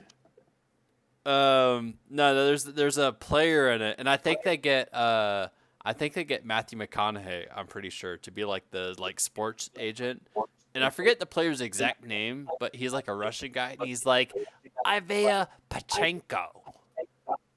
Isaiah Pachenko. You gotta get Isaiah Pachenko. It's great. You get it? Pacheco. It's fucking Isaiah Pachenko. Whoever the fuck. Anyways, Dude, I want a podcast where we fucking where we share screen, right? We do this, but we share screen and we watch a movie on the share screen. Can you get away with that, like Mystery Science 3000ing like a movie? Probably not, unless you did it like on your own website. Anyways, yeah. When there's a will, there's a way. You do whatever the fuck you want. Anyways, Tim. Anyways, there's a lot of people to score touchdowns this game. We got Travis Kelce, Joe Mixon, Samaje Perine, whoever the fuck that is, Jamar Chase, T. Higgins, Isaiah Pacheco. Dude, I'm telling you, brother, this Pacheco guy. Isaiah Pacheco. I don't like him. I'm taking Jamar Chase. No, say it with me. Say Pacheco. Pacheco. Pacheco. Pacheco. Pacheco. Pacheco. Pacheco. It feels right, Pacheco. don't it? Don't feel right? No. It feels Italian. I'm putting $1. No, it sounds like Puerto Rican. I'm putting $1 on the Puerto Rican or Dominican or whatever Pacheco. No offense to your nationality, whatever you are, we love you, and I put $1 on you. Pacheco. Dude, he runs the ball for Kansas City. Who else run the ball? Dude, where's your head at? Where's your head at, man? Why are we disagreeing on things that should not be disagreed upon? Because Cincinnati is much better than Kansas City. No.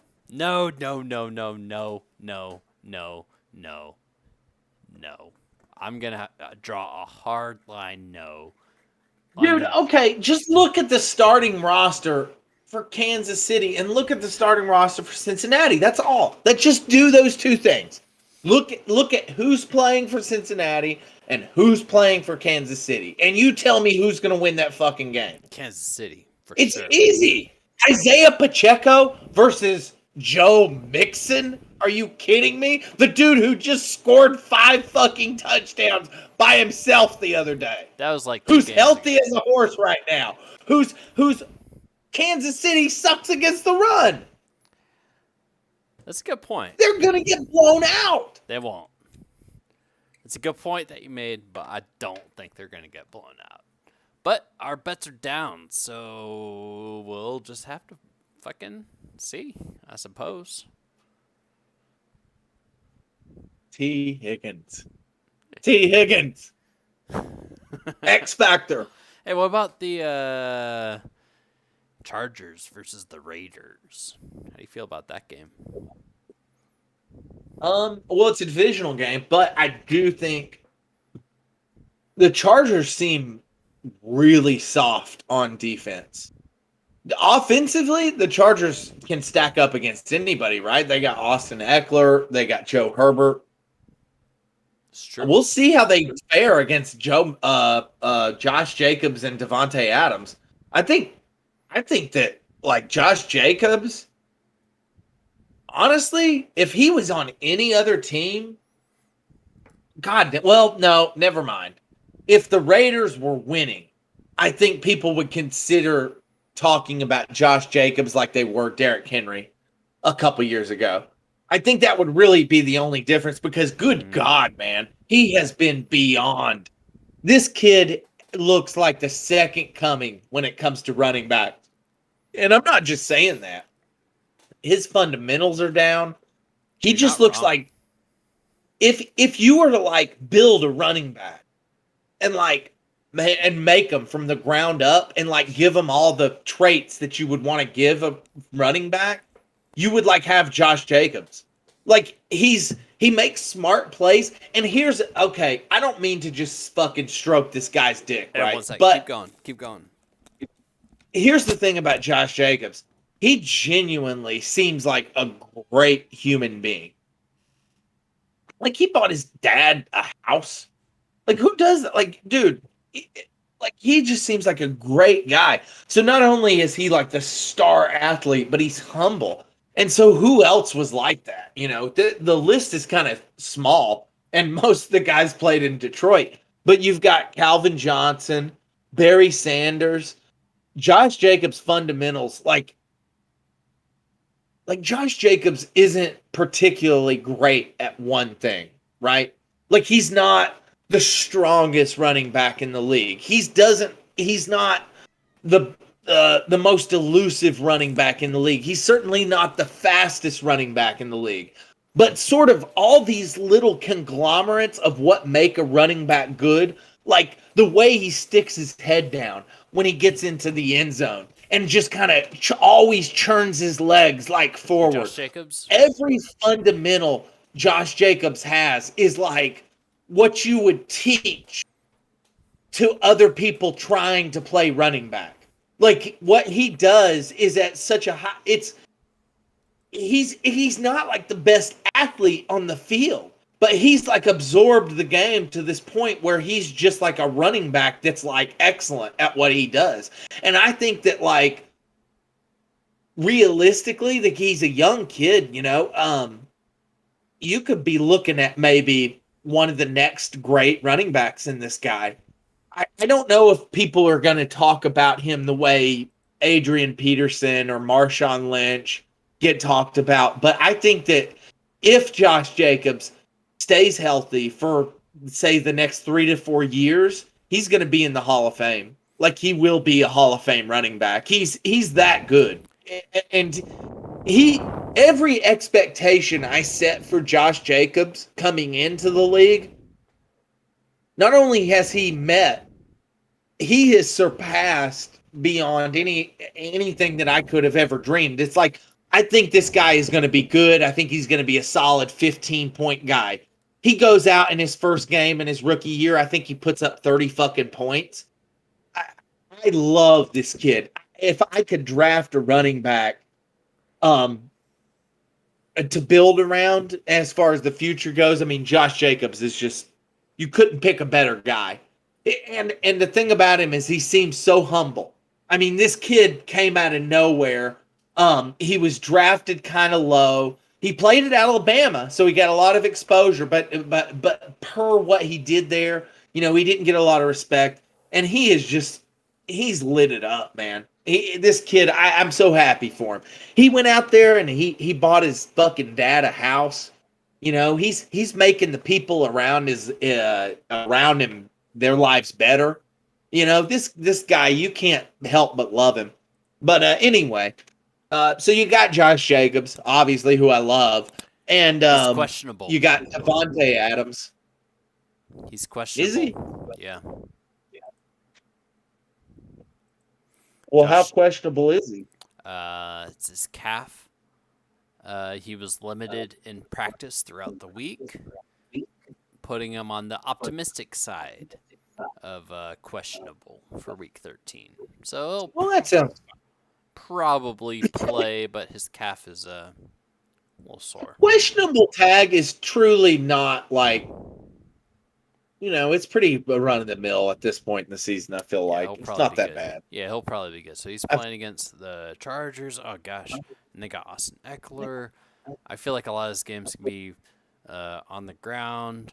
I will say the over and under Chargers versus Raiders is 49.5 points. I like. Does that seem high or low to you? That seems high to me. Okay, well, I think it seems low. And here's why. These are two of the most prolific scoring offenses in the NFL right now. And despite what their records are, I'm telling you, the Chargers can put up points and the fucking Raiders can put up points. Because not only do the Raiders have Josh Jacobs, who I just gushed over for the last fucking 15 minutes. Right. The Chargers have the Raiders have Davante Adams, dude. Davante Adams seriously might be the best receiver in the NFL. It's going to be whoever wins this game, this might be the game to watch this season. It's a divisional game. It's going to determine who's going to come out at the head of this division right now. There's so much going on. They're fighting for second place in this division right now. This is going to be a good game. It's going to be a high-scoring game. These are two offenses that are poised to strike like fucking cobra and a mongoose, man. It's going to be Ricky Ticky Tacky versus fucking the King Cobra. I'm telling you, this is something. This is something right here. It's going to be fun to watch. It's a great game. High scoring. I'm taking the over here. Over I think it's 49? kind of low. Over Well, 50? here's the thing. Okay, so who's going to score a touchdown in this game? Let's just figure it out, right? Okay, Because who's going to score the points, let's right? make bets And on it that. doesn't have to be. Well, how many? Well, let's start here. How many touchdowns is Justin Jefferson going to score? Just start there. Start there. He's the quarterback for the Chargers. According to Vegas, Justin I think Jefferson, Justin Jefferson will score 2 touchdowns. he's not even on the charts, dude. He's a quarterback. Of course, they're not going to put him on the charts. They put Josh Allen on the charts. They put Mahomes. Well, Justin Jefferson is a great quarterback. It's not like I'm talking about fucking Jacoby Brissett here. Well, dude, if the way Vegas works is if you have a fucking tit shot chance of scoring a touchdown, you can bet on it, right? And I Okay, don't well, see, let's just and I assume. don't see the name Justin Jefferson. I see Austin Eckler. I see Josh Jacobs. I see Devonta Not Justin Jefferson, Justin Herbert. Herbert. He also is low on the list. $1 for Herbert to score a touchdown grants you $5.50. To throw a touchdown? Are you kidding me? No, to score a touchdown. No.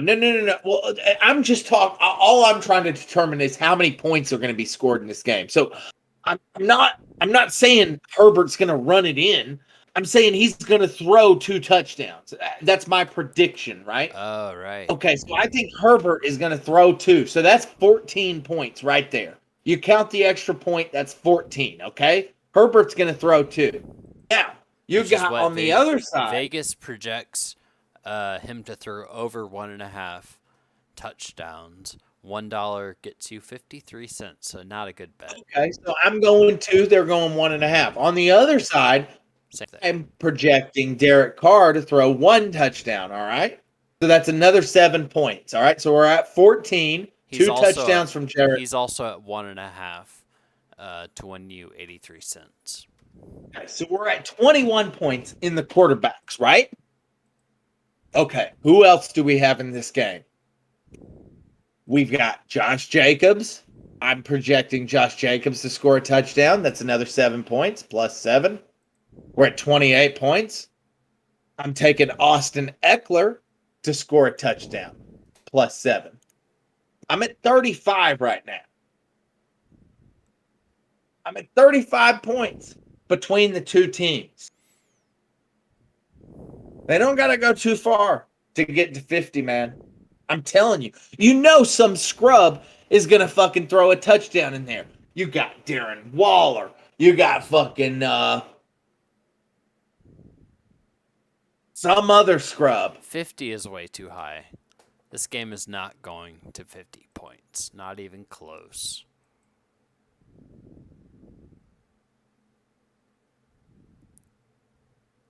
I don't know, man. We're so opposite. We're so torn this week. 25. I don't think it's that unreasonable for each team to score more than 25 points. Touchdowns don't. just don't get scored this league. It's like I talked about at the beginning of The this most podcast. high-flying offenses in the NFL. They're not, though. These are fantasy point machines. They're not going to do it. And I think Vegas is wrong, and I think you're wrong. I think the under is very easy here. The under isn't easy, but no one is scoring 50 points a game, dude. That's so rare in this league. It's just not happening. It's not last year. Last year was What different. about Miami? What about Miami? this week versus Miami? We'll Who's have- playing Miami? We'll have to take another look at that one, but I'm going to go ahead and put an under. Take another look. I'm putting What? under. I'm putting under 50 points. Chargers and Raiders. There's just no fucking way. No fucking way. Not even touching that shit. I think it's going to be over. Miami is playing the 49ers. We already talked about that. They're projected at 46 points. Pretty high. I'm going over on that one, too. I'm not touching that one. I don't feel I'm comfortable. not touching that with a 10-foot pole. Over actually does make sense because I expect Miami to play big, and I expect the 49ers to play big too, but just not as big. But I don't think it'll get to 46, but it could. So I'm just gonna stay away from that.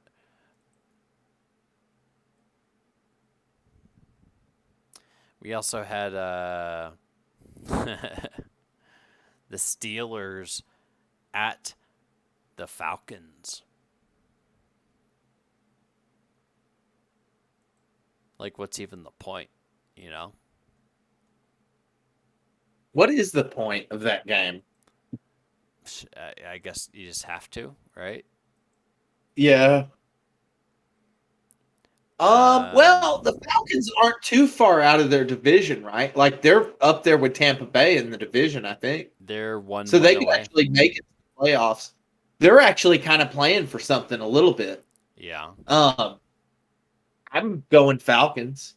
I don't know how you feel. Falcons versus fuck the Steelers. I mean, they suck. Let's look at their Yeah, just gut instinct tells me the Falcons are going to win yeah, this me game. too. I want to see their record though. Steelers are 4-7. Ugh, that's gross. And the Falcons are underdogs here. Sweet. Barely. Well, that's Well, another easy money.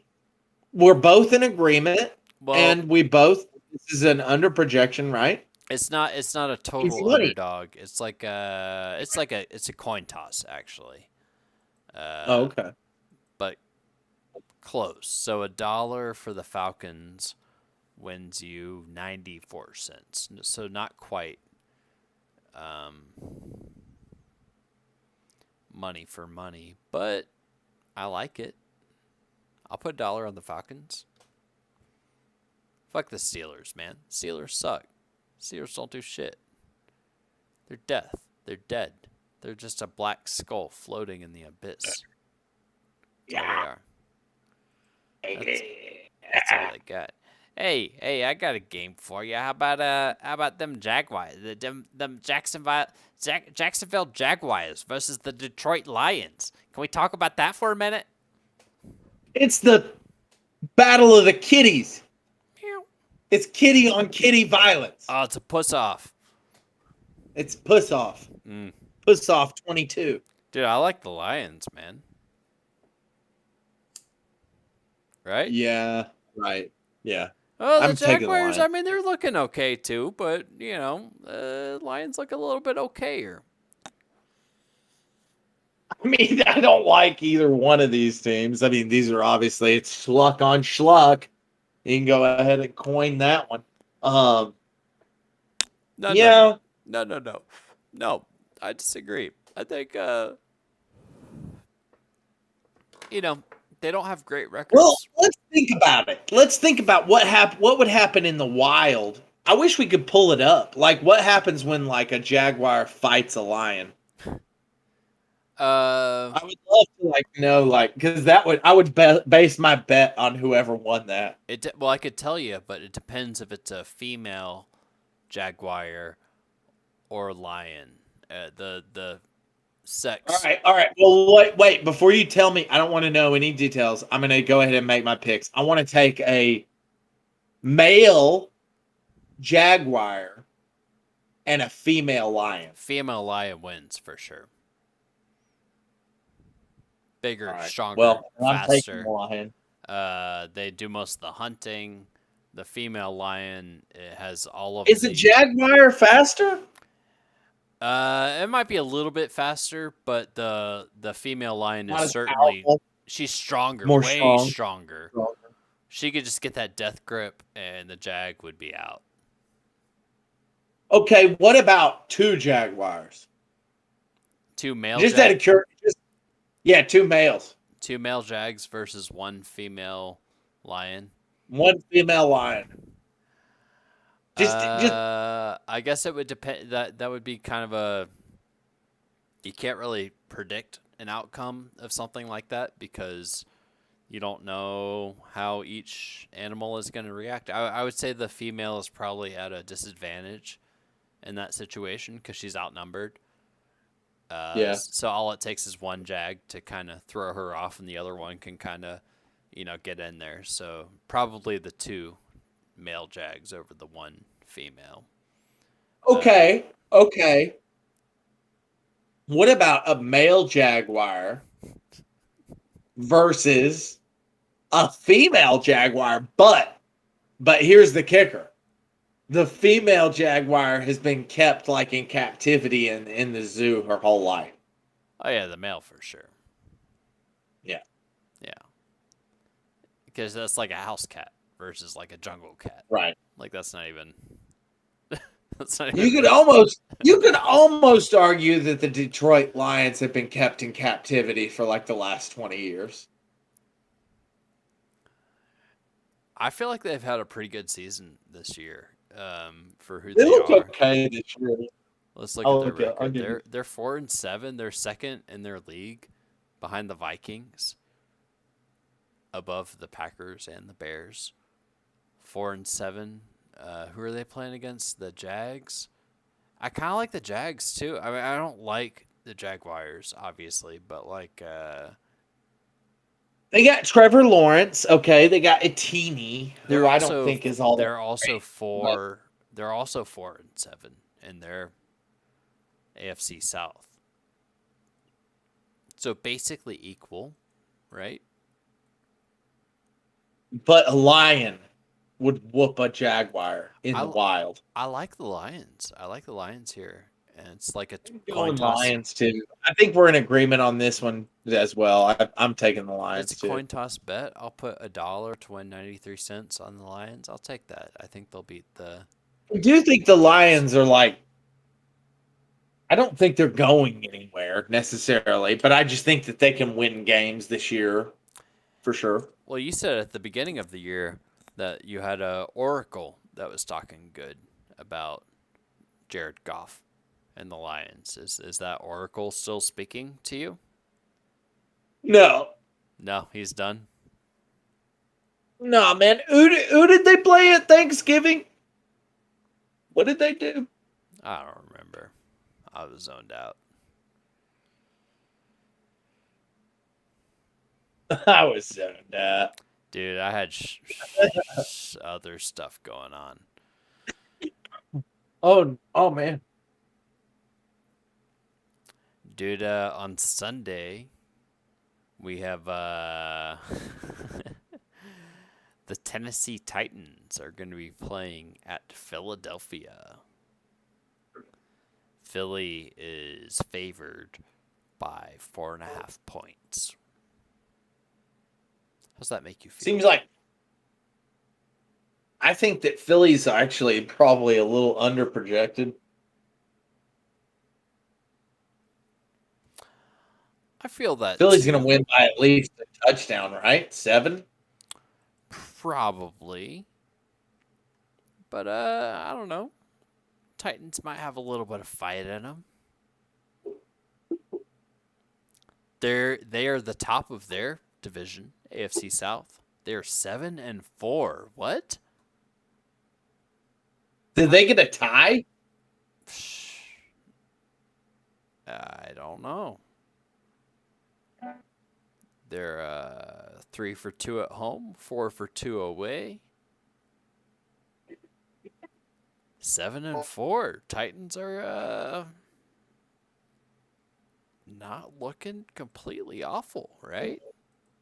Right?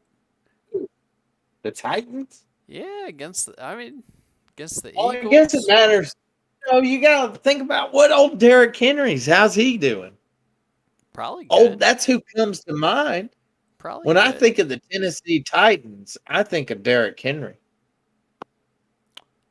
And I'd say if Derrick Henry's doing well, I'd say the Tennessee Titans are doing pretty goddamn well.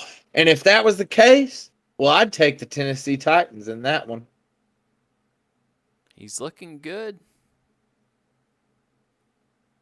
Well, by God. And hey, Looking at the Titans, by the way, on the waiver wire under fantasy, their top wide receiver is open. He's on the waiver. Nick Westbrook. Who is? Nick Westbrook Ikine. Well, I ain't never heard of him, but I'll tell you this. If he's from Tennessee, he's all right by me, at least once. Also, their second running back, Dontrell Hilliard, also available on the waiver. So if something were... Dontrell Hilliard has shit the bed on us once already this year. Are we willing to But invest back in if something were to happen to Derrick Henry... If something were to happen to Derrick Henry, Dontrell Hilliard would be the pickup of the season. Like, if theoretically a small Chinese man showed up at Derrick Henry's apartment and busted out his kneecaps with a baseball bat, then perhaps Dontrell Hilliard might be a good pick, huh? I suppose in that scenario. I mean, just hypothetically he would maybe speaking. be the best pick of all time. Just hypothetically, I mean, in that scenario. Like, why doesn't that happen? Like, with people that are betting, like, millions on this. Okay, so I've always thought, and there has to be throughout the history of sports, right? They gotta have security When were or the something, times right? where, some dude, went and broke the kneecaps of, some top athlete because he had a bet? That has happened in history, right? It had to have. It probably had happens to all have. the time. And you gotta wonder Do you about... think? And you got to wonder about these athletes that are maybe paying protection money to not have that happen. Think about that.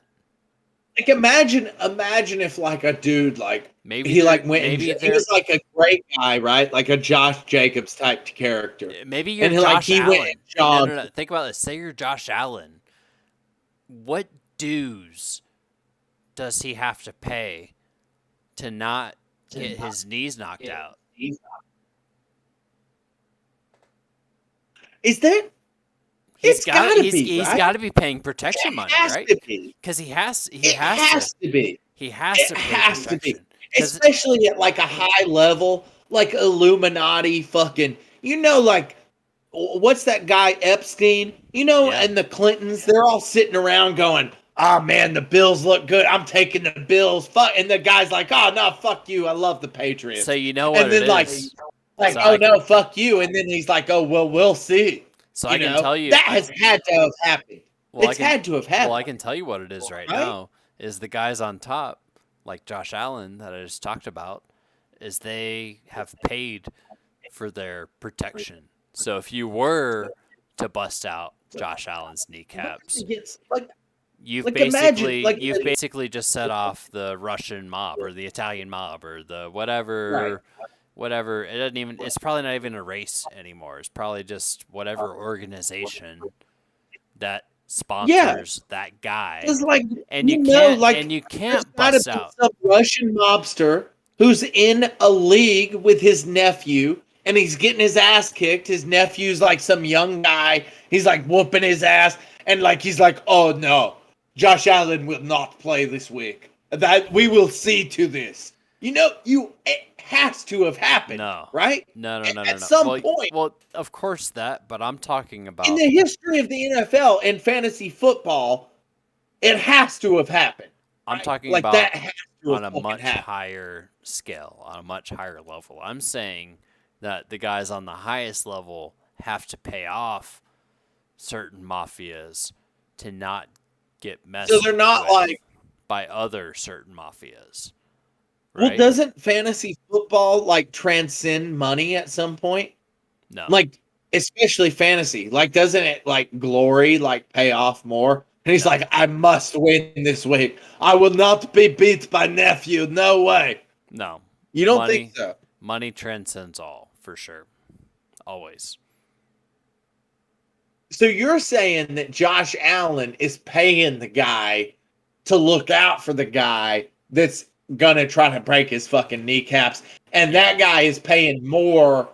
Josh Allen is paying more to the guy to look out to break his kneecaps than the guy is willing to invest to break his kneecaps in the first I mean, it's all place. done through his agents. Like, he doesn't handle any of that himself. But yeah, they're probably paying off. Keep in mind, guys, we love Josh Allen here. Yeah, Do he's not great. break Josh Allen's kneecaps, please, for God's sakes. I mean, I'm just so curious, though, in the history of sports and betting and fantasy football. I want to do like a deep dive into like rigged games and mafia fucking activity in regards to sports because it has to have happened, right? Like it 100% has happened in professional sports, 100%. Let me I give just you want to know what it was. I'm curious, you know. let me give you an example, okay? And this is awful and shouldn't be said by anyone ever. It reminds me of that Whitest Kids sketch where he's talking about you cannot say these things. You cannot say, and then he quote says things that you cannot say, right? That's what I'm Well, about to say. he This says is those things. We know what those things are. Sure. what I'm about to say is that fuck. Damn it. Okay. All it takes, right, is just one person, some stupid fucking psychotic fucking psycho, to Right. change things. Isn't it curious that we don't have more Joker kind of figures in society? I'm always so curious about that, you know, like because it's not like hard to figure out. Oh, if like this happened, it would be like radical and like it would just take somebody willing to like give everything to like do this, you know? It would certainly change a lot of surefire bets if you want to look at it It's that the way. Guy Fawkes mentality, I guess. I mean, and what more of a Joker thing to do than to manipulate gambling through something really, really awful? And you're right. Well, I had like, a running bet. Why doesn't that happen more? And it I goes had back a to my running last bet, theory, and it goes back to my last theory, and I which I would think still actually. is hired mafias, hired mobs, because if you maybe it does or maybe it did, but maybe there is a larger force because it's certainly not our government. Like our government can't stop these types of things. They don't care. They don't have the potential. They would kill you.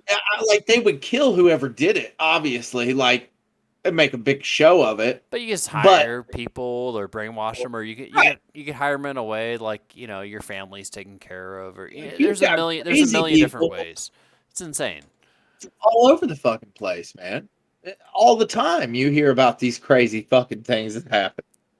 Yeah, I don't know. It just surprises me that with like okay, so like I know personally, like there have been times in my life where like fantasy football in particular has been the only fucking thing that like mattered to me. Like and whether or not I lost this game. And like imagine if it was like me, but like with like $10 billion or something. Well, not Like only that's that, different. Like well, not only $10 billion, but before you even place the bet, you know how to manipulate the outcome, right? So like it's not like right. you're placing the bet and then you're like, oh, I've got to change things to make it happen. No, you've already set All it would things take in is to get into motion. the one player's ear, the kicker. You know, anybody on that team. There's 32 men on that team and the coaching staff. You've got another 10 men on the coaching staff. You know, It's not probably to mention the ancillary players are Dude, probably all on the team. dude. Right? You want to talk about things that you can bet all sorts of things on, and that's probably the easiest sport to be rigged, as far as I can tell, is probably professional basketball, right? Because there's a million games, there's a million shots, a million scores. I mean, Already rigged. I'll tell you why. There's no fucking salary cap. There's no salary cap in basketball, right? I don't know. Is that true? Yeah, because I've always heard that there's no real salary cap in basketball, and like these owners can pay the players is literally as much money as they're willing to like spend on their team, and that's why you get stacked ass teams like the Golden State Warriors a couple years ago, like Yeah. where they got Kevin Durant and Steph Curry Hey, and all the great Golden hey, State Warrior hey, players. hey. What do you mean a couple years ago? They won the championship last year, motherfucker. They Yeah, are world champions a I, couple years well, ago. Don't talk about a I've couple years always ago. They're well still imagine here. in the NFL. They're the same team. Imagine in the NFL Dude, if you could get they did it without Kevin Durant. They didn't even need Steph Curry just to imagine if fucking you could get Mark Andrews, Patrick Mahomes, Travis. You can get all the players, and all you got to worry about is how much money is the owner willing to spend. Like you can have DeAndre Hopkins, you can have Devonte Adams, I you love can it. have Jamar Chase, I you love can it. have all these guys. You just got to spend the money. You gotta But be the best the team. NFL is different because they cap it. They're I, like, no, you can't have all these guys. I don't like that. I think it makes it more fair. Nah, fuck that. Fuck being fair. You gotta be the best. To be the best, you just gotta fucking be the fucking best. And sometimes you gotta rise to the It's like top. spreading out the best players makes it more fair though. I Per think in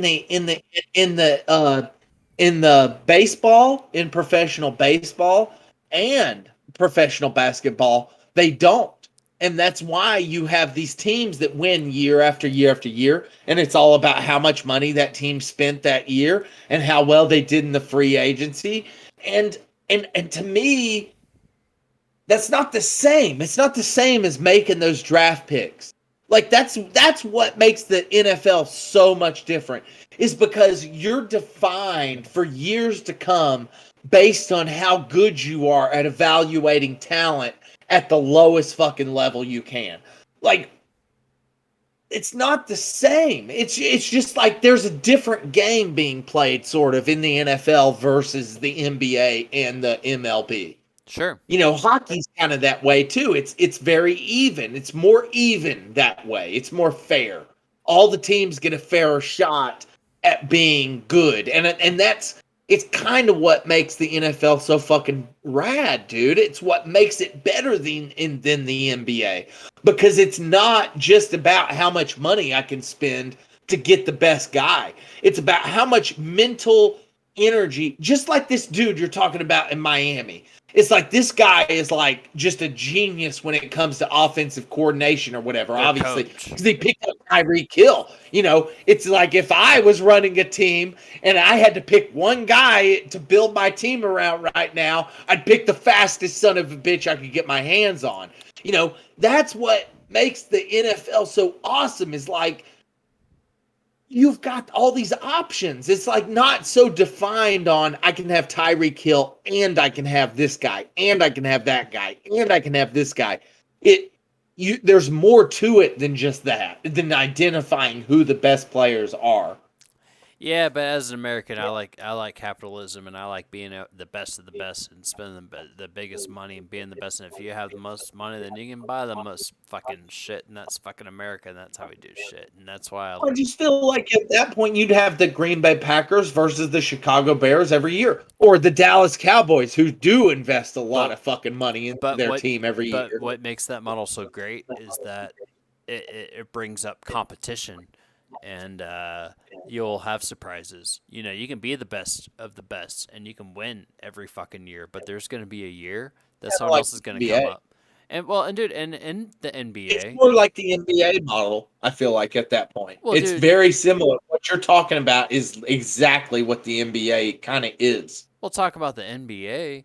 I'm not following them, hardly at all this year. But what I can say is that the Phoenix Suns make it to the playoffs every year, and they pretty much make it to the finals every year, and they're looking pretty goddamn motherfucking good, as they always do every fucking year. I don't know how much money they're spending. I don't know what they're doing, but they look as good as the Warriors, if not better. They have just as good a shot as the the Warriors. So I don't know what the money situation is for either team, Well, what but kind of but superstars do they have? Devin Booker, Like, do they have like tippy top players? yeah, Is yeah, kind of my overall theme. yeah. They got Devin Point. Booker, and like I said, Who's great? I haven't followed the league much this year. But let's look at Hey, Phoenix. there's Let's a look at guy for the Orlando. Celtics who is fucking killing it, man. Like he is the shit, dude.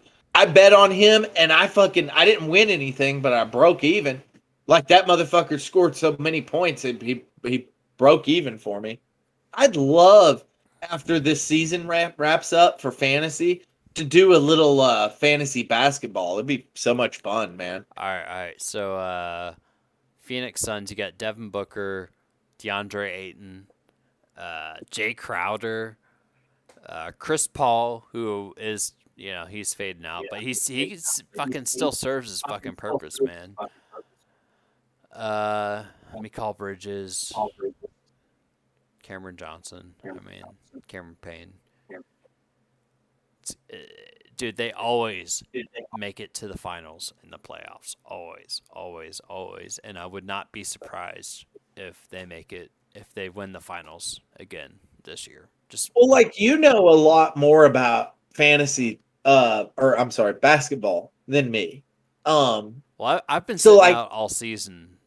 I haven't watched anything this season, I'm but I saying know. in general, I feel like you know the players a lot more kind of than I do. Like uh, I know who the main guy, like Stephon Curry and dude, Kevin Durant, Dude, LeBron James. I I know love the the big guys. Warriors, but here, look, I'll look at the Warriors roster. So yeah, we got Steph Curry, who obviously is the best in the league. Steph Curry, get the fuck out of here. Like if you don't got Steph Curry, wow, you're in trouble.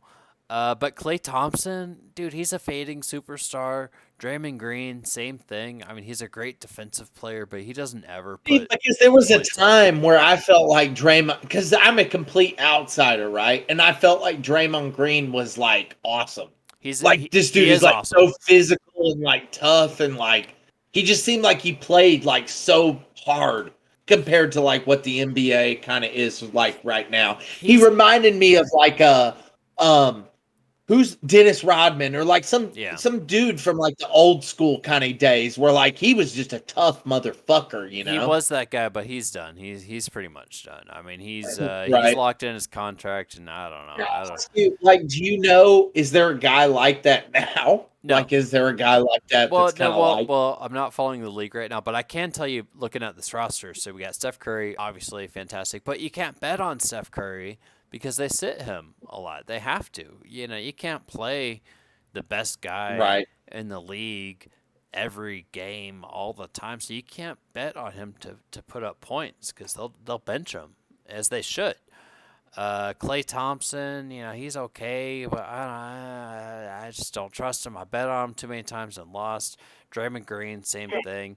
Draymond Green, if you're gonna bet on him to get rebounds, which you can do. That's the only thing you bet on Draymond Green for is rebounds. Give him rebounds. 4 rebounds a game, 6 rebounds a game, 8 rebounds a game. He can do that. That's all he does, and that's if they play him. I mean, sometimes they bench him too. So I don't know. The guy that shoots the two other interesting guys on the Warriors, just looking at him here, the two guys that are carrying this team, I would imagine, is Jordan Poole and Andrew Wiggins. These guys are phenomenal. Phenomenal. Jordan Yeah, Poole, fucking 3 pointers all fucking day. He's like on the heels of Curry and he plays with him. Jordan Poole is fucking fantastic. He makes it to the playoffs pretty much every year or the finals. He's awesome. Same thing with Andrew Wiggins. He's tall, he's strong, power forward. Fucking Warriors. I mean, if you're talking about playoffs, of course. Look at him. Wiggins. Wiggins, yeah, Andrew Wiggins and Jordan Poole are the guys you want to bet on for the Warriors consistently. They're going to be putting up points all year. Those are the guys. What other Dude, I want to contenders? put some money on it.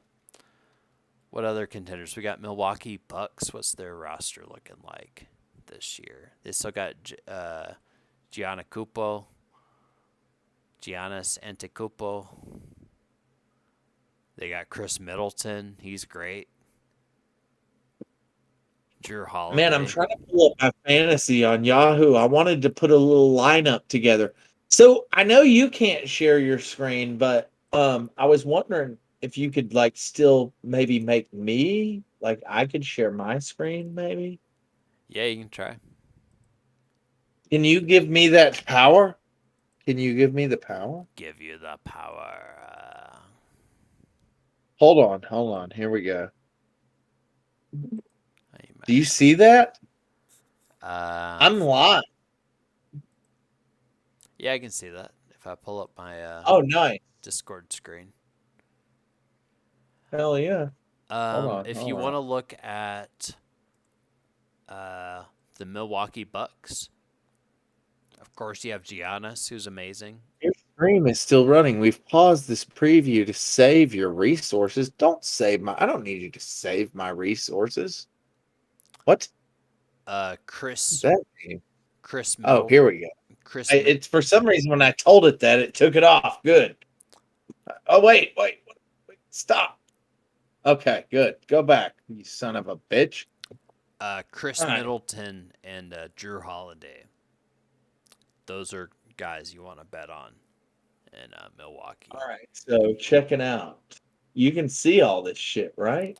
If I pull up my Discord, yeah, you're in Yahoo Yeah. Fantasy. It looks like. Yeah. So I want to look at where's the basketball? Boom. We don't want to join a league. We want to look at like the dailies and shit. So see, view okay. today's contest. So Boom. I don't like this fantasy stuff.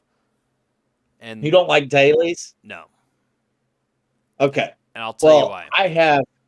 Okay. Go ahead. It's random. Go ahead. All it takes is just some random people to score some random points, and whoever happened to pick those random things are the ones that randomly happen to win, and your odds of winning become very, very, very, very, very, very low. Because even if you pick the guys that are more likely to win, and even if they do, you have to split the pot amongst more people that pick the same thing. So the only way to really win in this league is to see something that no one else sees, but also That's be right. lucky enough to hit on it, which the Well, odds I'll tell are you this. tremendously Okay. low. That's why I don't like it.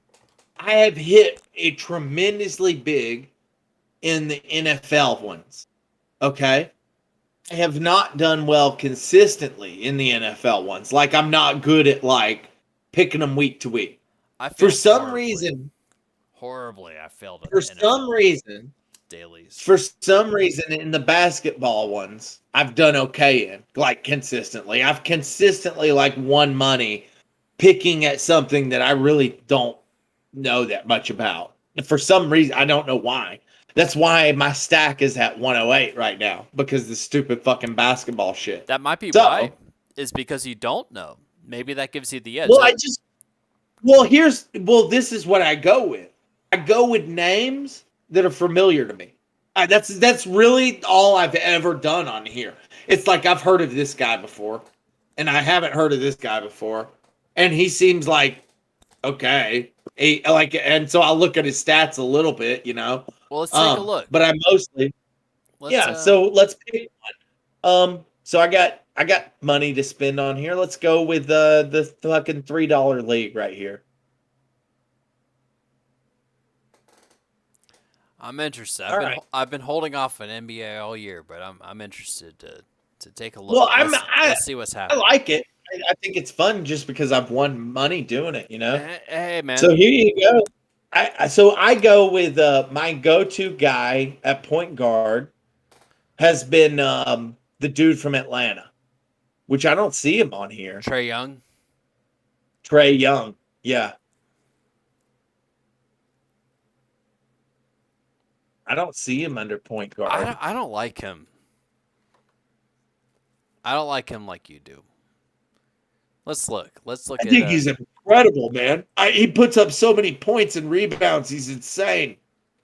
He's amazing. He's assist master, Let's points, Look. Let's look. dropping threes and shit. last game, he must have sat out. He put up no points at all last game. He might be injured. Oh, that might be it.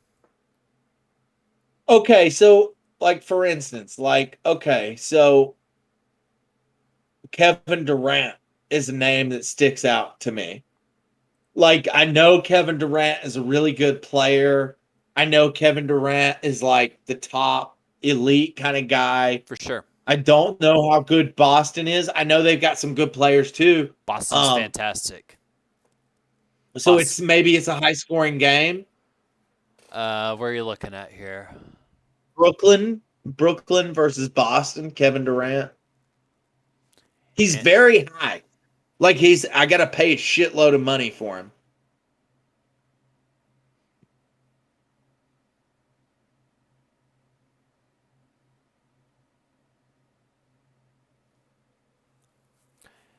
I would take Boston over Brooklyn over Kevin Durant. You get more value. So Boston, Jason, you got a bad motherfucker in Boston. I know that. He's badass. Jason Tatum. Tatum. Mm-hmm. Tatum. Not only him, but wait. Let me pull up the roster. I'll tell you exactly who's good in Boston because Boston is always great. Tatum. That's the guy I want, right? Hold on. He scored me a fuckload of points. The last time I played this guy, he put up like, oh my god, it was insane. Yeah, Jason Tatum can perform. Okay. So Jason Tatum is locked in. Wait. I want to look at Boston's roster before you do that. I love this guy, so you're gonna have a hard time talking me out of him. I think because he was the next guy. I'm about to. Hold on a second. Can I play them both? Can I play Kevin Durant and Jason Tatum? Hold on a second. Hold your fucking horses. All right. So, first of all, I'm seeing a red flag here. Blake Griffin is their power forward. That is bad news. I hope he doesn't. Okay, well, wait. Because this is outside looking in, me knowing nothing about basketball. Blake Griffin is a name I know. I would bet on him because that's been my strategy. Has been like, he's a guy I know, so I bet on him. I've heard his name before. No. He has no business being on the court. He has no business being in Boston. He dated a Kardashian, didn't he? He got some of that sweet Kardashian puss. Dude, we're talking about scoring points, bro. I'm just saying that's mental health, right? I don't care, dude. Him being on the field, it makes the whole team worse. That's bad for Boston. Okay, so we're not taking him. Blake Griffin is bad news. I can tell you who is great on Boston. Jaylen Brown and Robert Williams III. Those guys are money. Jason Tatum's good too, but if you want bang for your buck, did you say? Williams? Robert Williams III. He's the center. He's injured. Injured. Fuck. Okay. Jaylen Brown. All right. You want Jaylen Brown? He's $36, but I'll take him. Take him. I like it. Take Jaylen Brown. Okay. All right. So that went pretty well. So let me give you another name. Wait. Who's on the other team? Wait. I want to give you a guy, okay? Wait, what was the other team? Who's playing against him? Yeah. Boston. Who's playing against Brooklyn. Brooklyn. The Nets. I'll tell you. Kevin Durant. I can tell you who to take on the Nets. Well, I wanted to take Kevin Durant initially. I would avoid that. Okay. I would say. I mean, he's great. I mean, I hope people can see my screen. I think they can. Never mind. No. Actually, if you take anyone on the Nets, it would definitely be Durant or Irving if he plays. Those two guys are money for sure. All the time, always. And that's all they have. Seth Curry would be a great, low end, Okay, so here's the thing. I can get Irving for $34. I can get Durant for $48. So Durant is much more expensive than Irving. It all depends about who plays and for how long. Irving is Okay. always really weird about how long he plays for. Um, so I don't know. I've been following the roster, and he's really inconsistent in Well, his play time. can I give you another name? Yeah. Ja Morant. Oh yeah, and he's still on the Grizzlies, huh? Memphis. Yeah, Tennessee.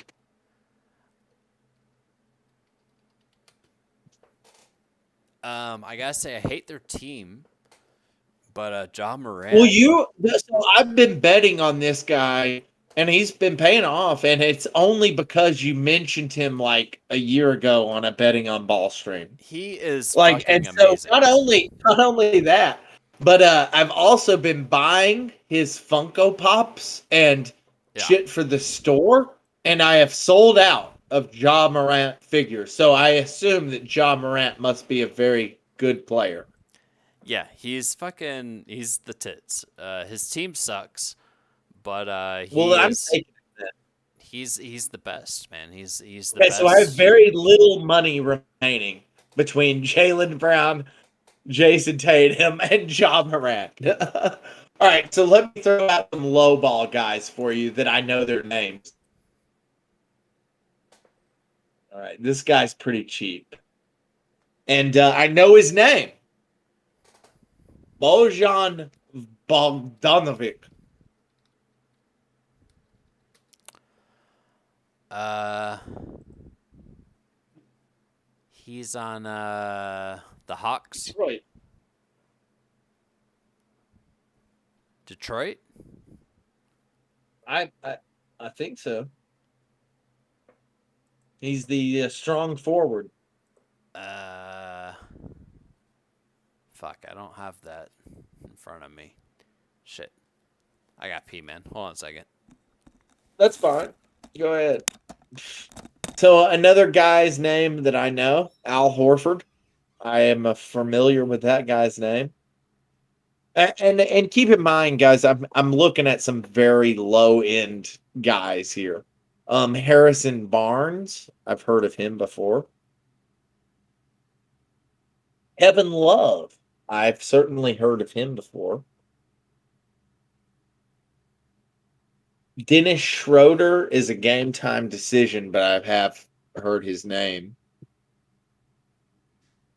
Andre Drummond, I've heard of him.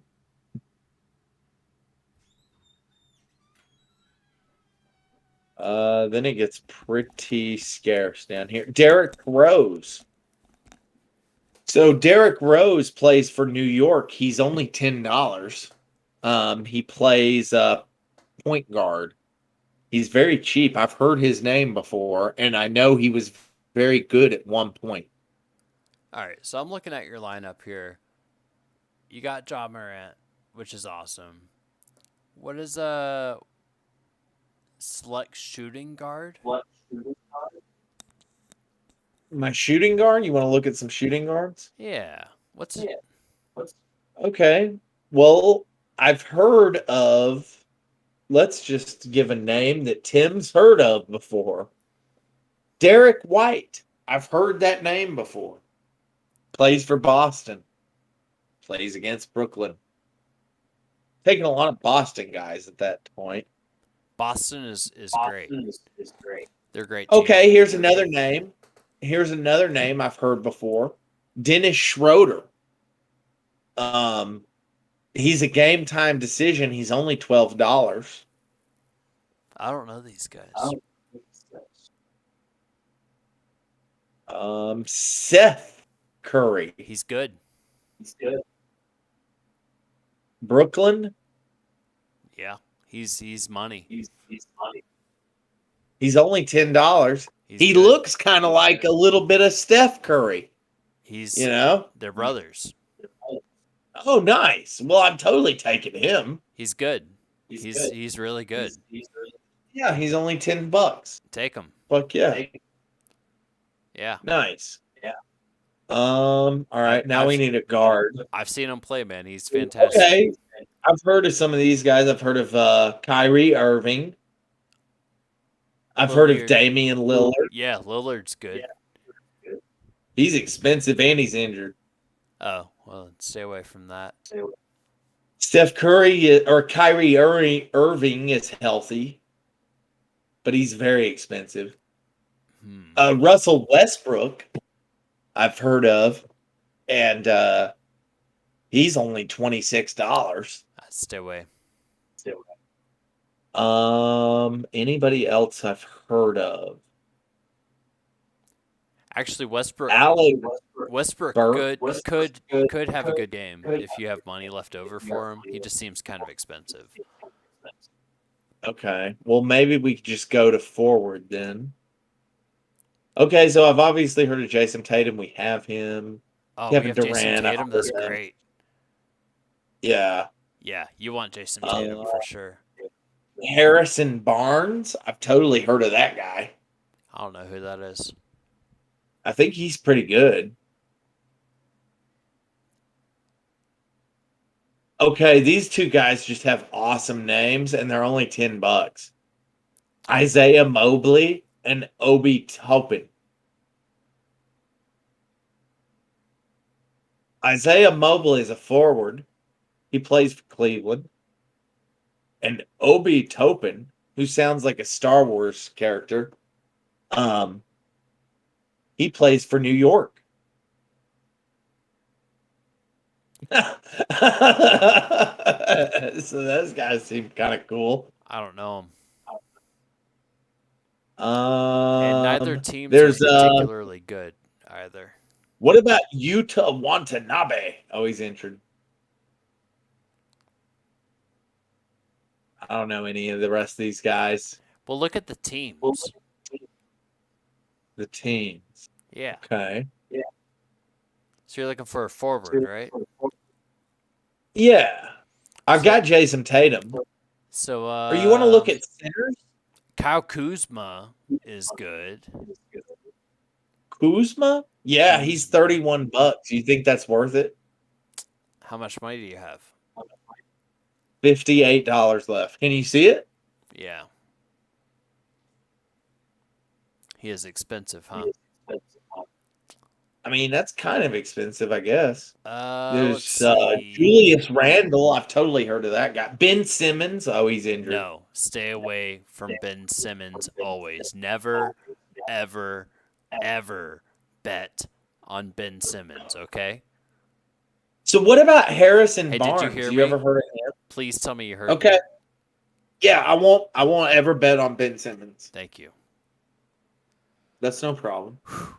What about Harrison Barnes?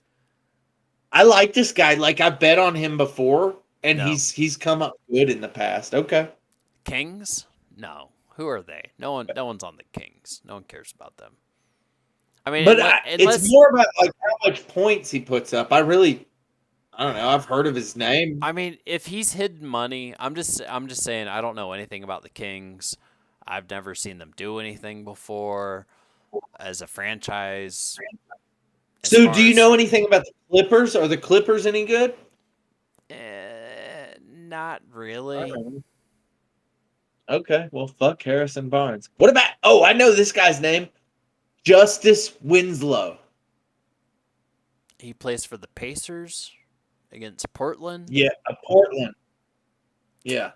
See, I don't know him either, and those teams also suck. Yeah, but look at this guy's smile. Let me look. Let me see. He puts up 8 points a game. That's not amazing. 3 assists. Nah. All right. Nah. Well, let's look at the centers then. All right. Anthony Davis for sure. He's $52, and he's a game time decision. What about click on Nikola Vucinic there. Oh, I know a guy. Okay. Al Horford. I've heard of him. On the Celtics. Click on him. Al Horford? Yeah, click on him. Oh yeah, he's good. This guy's money. All right. I think we found our center. Dude, I'm telling you, the Celtics have some really, We're really. taking we got 3 Celtics on our team. You know how I was telling you how Phoenix always makes it to the playoffs and the finals every year? Celtics, same thing. Celtics are they're always in the playoffs. They're fucking fantastic. Al Horford's amazing. Jason Tatum's amazing. Jalen Brown's amazing. What about this guy? What about Cam Reddish? I don't really like either of these teams, and I don't know who Cam Reddish is. Heard of him? Never heard And of he's him. only $10. And he's averaging 14 points a game in fantasy for $10. Neither teams are good. Patrick Beverly? Click on him.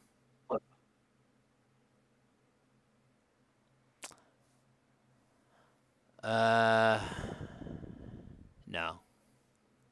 We've got to find like a low it, like a cheap guy here. The Lakers suck, dude. The Lakers always suck. Okay. Washington? And Washington any good? Scottie Pippen Jr., is that for real? Yeah. We got to take him, right? I mean, no, but it's just amazing. Come on. He's only $10. He's not putting anything up, though. Don't waste your money. It's just cute, you know. Well, I can spend up to $13. So What in the else do you need? $13 range, You need a I forward. need a guard. I need a guard, a forward, and a flex. In the $13 range, I got Tyrus Jones, Alec Burks, TJ McConnell. I've heard that guy's name before. Look at the teams. Don't look at the play. Well, I mean, you can look at the player Okay, too, okay. but you want a good team. Indianapolis. No, Indianapolis. no, Memphis. no. Well, Detroit. no, no, Washington. no, Portland. no. Cleveland. See, this is why these guys are cheap. No. All these teams suck. Is there a guy that's cheap that's going to score points for this team who's like the best guy on this team? You need at least a team that will score points, though. That's the thing. Something. Derrick Rose. He's only $10. He only scores 6 points a game. Look at him. That's nothing. I've heard him. Dude, I could score 6 points a game in a fucking NBA game. I swear to God. That's Cam 2 Reddish. 3-point shots. Look at this guy. He's got the Carmelo Anthony bandana going on. What He's team got does- the goatee. Who's he play for? No. New York. No. New York Knickerbockers. No. Well, okay. So the Knicks are not the worst team. So can you sort by team? Can you look at the teams? I don't know how. Okay. Stay where you're at and scroll down and look at the Knicks. Look at New York. Who do they have? Donovan Mitchell? Is that one? Look at him. Or he's Cleveland.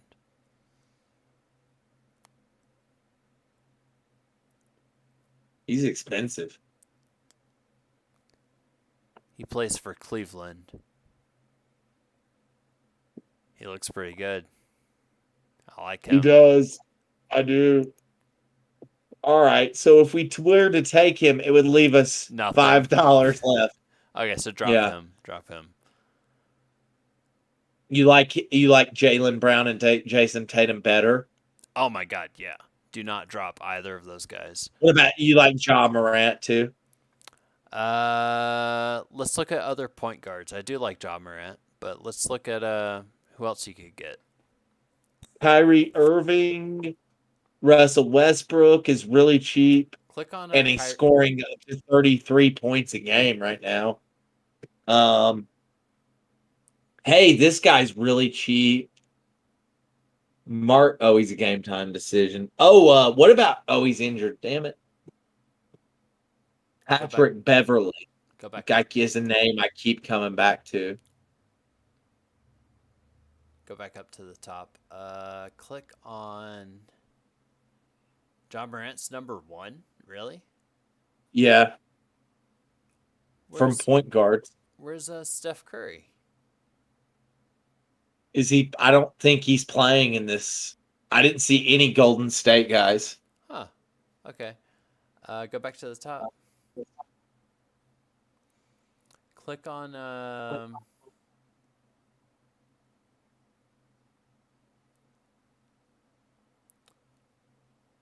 me look here.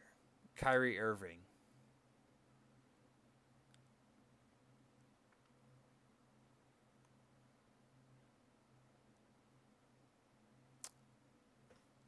Five from seven from the foul line. Putting up 24 points a game. He's looking pretty solid right now. Kyrie Irving is a fucking wizard. I would take him over Ja Morant. If he's cheaper than Ja Morant, I would take Kyrie. Much cheaper. He's like literally like I could save so much money. The only taking problem Kyrie. with that is if for some reason he doesn't play or if they bench him. That's the thing. So can you realize we're running 3 Celtics right now? Yeah, Celtics are great. 2 Brooklyn guys. And I have no bias. And they're playing against each other. We're basically taking in on the Celtics versus Brooklyn. Celtics are going to destroy Brooklyn for sure. But you think that Kyrie Irving and Seth Curry are still going to get some assists and points? Definitely. Definitely.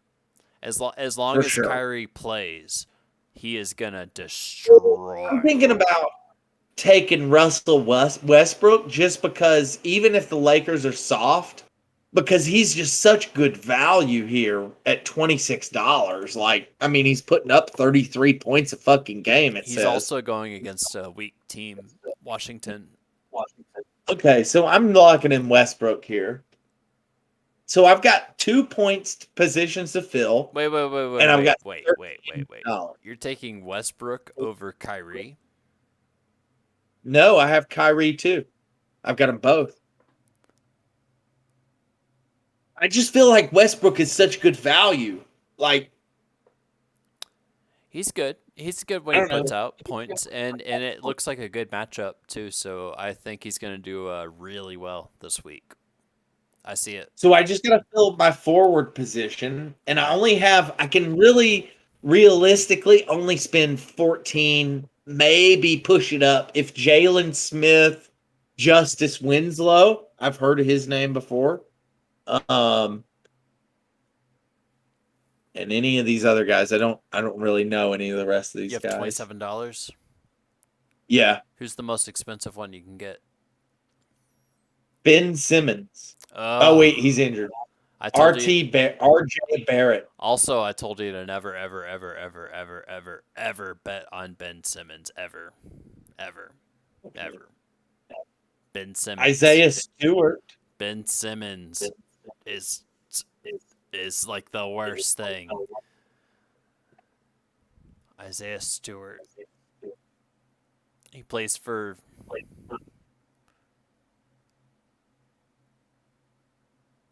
Detroit, yeah. Buddy Hield.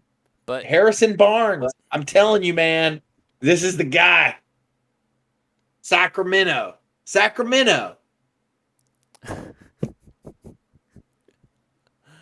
I like this guy. Look at him. He just looks like a guy. Well, he puts up 13 points a game. That's impressive. Yeah. He put up 10 points Saturday. That's not. He's averaging in fantasy. Harrison Barnes is averaging 24 points for fantasy. That's pretty good. You've got Buddy Hield, though, that's averaging 27 at $18.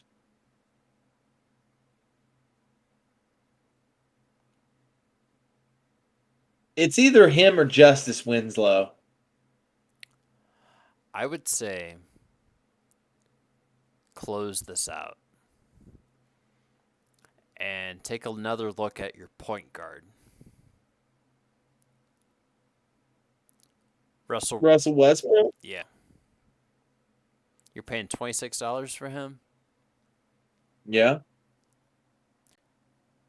I could get Marcus Smart, Khalil Haynes, Smart. Dude, Click on him. He's game time decision though. Click on him. He's Celtics again. He's real, dude. They're really, really good. Yeah, how many points are the Celtics are going to put up? 200 fucking points. Yeah. I've just always felt like it's better to like spread it around between the teams. Even if the team is shitty, some guy is gonna like be good, and put up some points. We can't take all Celtics and Hold fucking. on, let me read it. Hold on, I was reading it. Wait. Dude, Marcus. Who was it? Dude, Marcus Smart is fucking one of the best picks you can get if he's healthy. I'm just reading if he's healthy. He's got a hip contusion.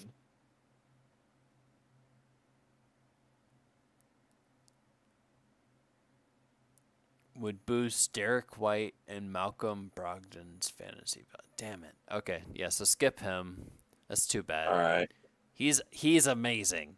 You got Jalen Brunson. Oh, he's pretty good. Who's he play for? The New York Knickerbockers.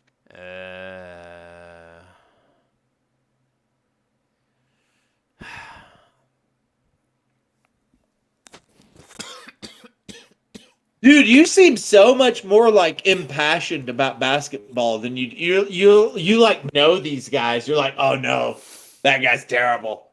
Fuck that guy. I've seen him play. I'm telling you, Russell Westbrook is like my boy right here. I'm telling you, the value is there for him. I think you're overpaying for him.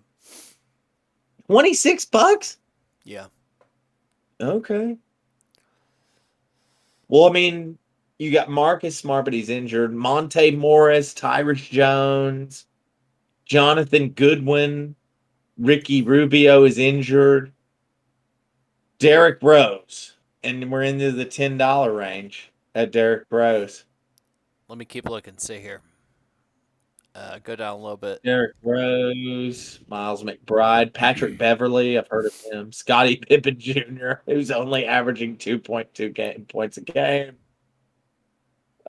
Devon Dotson, Peyton Pritchard, J.D. Davis, Patty Mills, Corey Joseph, Buddy Boheim, Goran Dragic, Lonzo Ball. Look at the teams, not the player. Look for a good team. Chicago, Memphis. So you're at the bottom. That's it. Pretty much, yeah. Keep going down. Boston. Oh, there's Boston. There's. Okay. Oh, Patty Mills. Click on Patty Mills. Patty Mills. The top. Who the fuck is Patty Boston. Mills? Oh, okay. Mm-hmm. Patty Mills. Click on him. Patty Mills scored 3 points. Okay, no, skip that. Go back to the top, very top, tip top. Let's look. Point guard. So we got Ja Morant, Tyrese Halliburton. This is the next guy that's not injured is De'Aaron Fox. And we already got Kyrie, right? Yeah. Wait, click back on De'Aaron Fox. So he's on Sacramento. He puts up 31 points a game. No, 24 points a game. He plays for 31 minutes. But he's putting up on average 40 points per average. Yeah. 40.5 between assists and points. He's putting up 24 points a game and almost 5 rebounds, 6 assists. Yeah, so he's coming up big.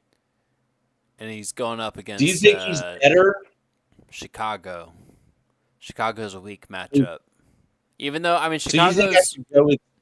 Chicago's like okay this year, but they're not a top tier team for sure. I like him. So we could take him and drop Kyrie. He's only $2 different. No, don't drop Kyrie.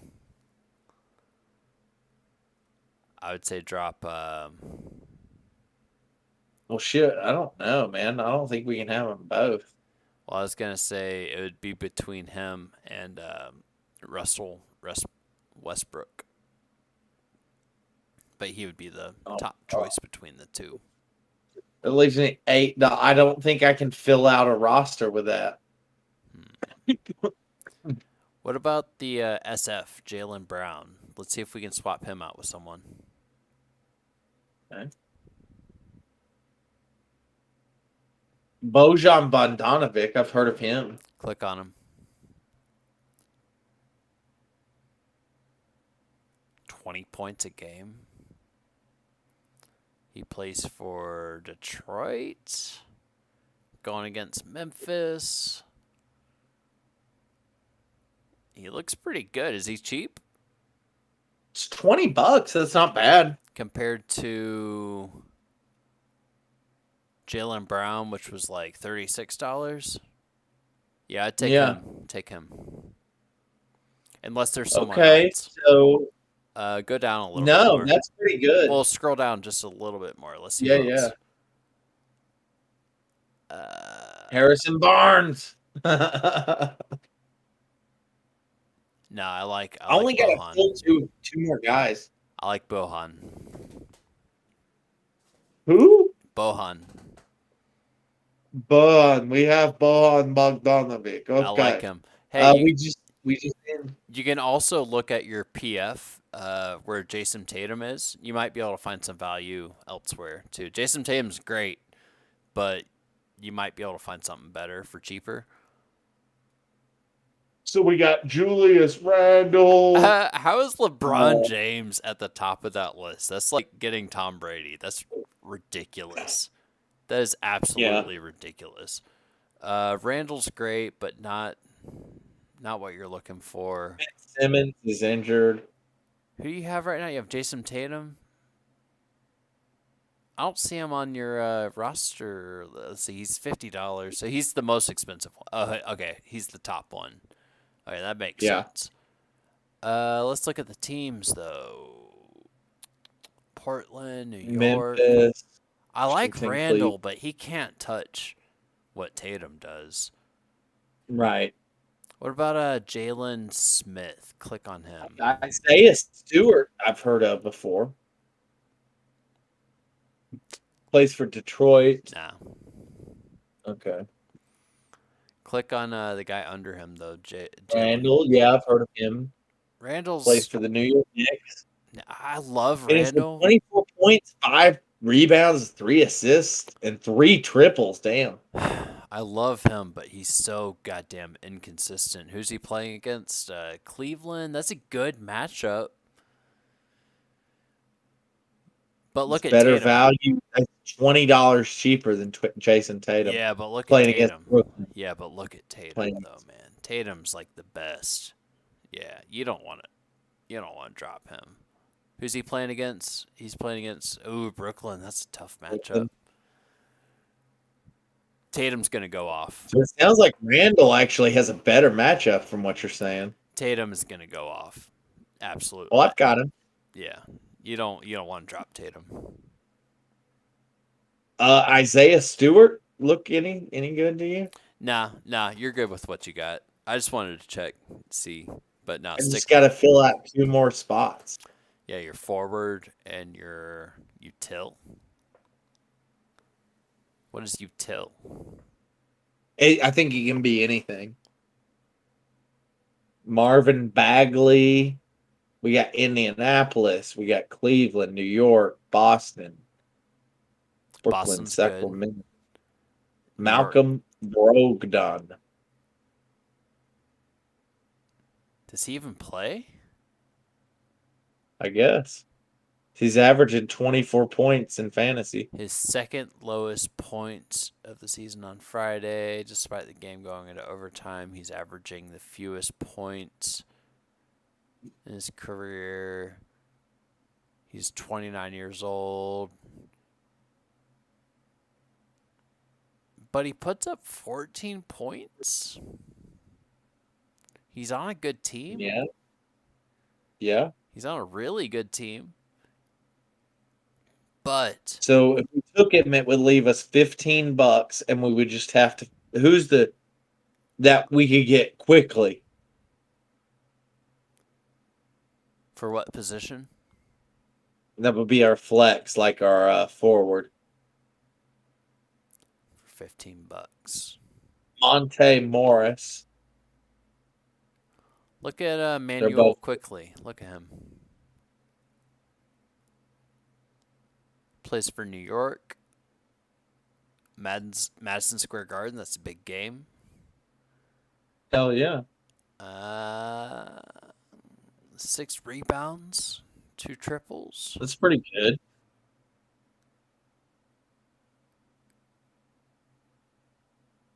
Quickly has established himself as the only real perimeter option off the bench. Hey, quickly. Unfortunately, Quickly's big scoring nights are generally sporadic, so it's hard to rely on him for I mean, he's the consistent last position we got production. to fill, though. Are you there? Yeah, I'm looking.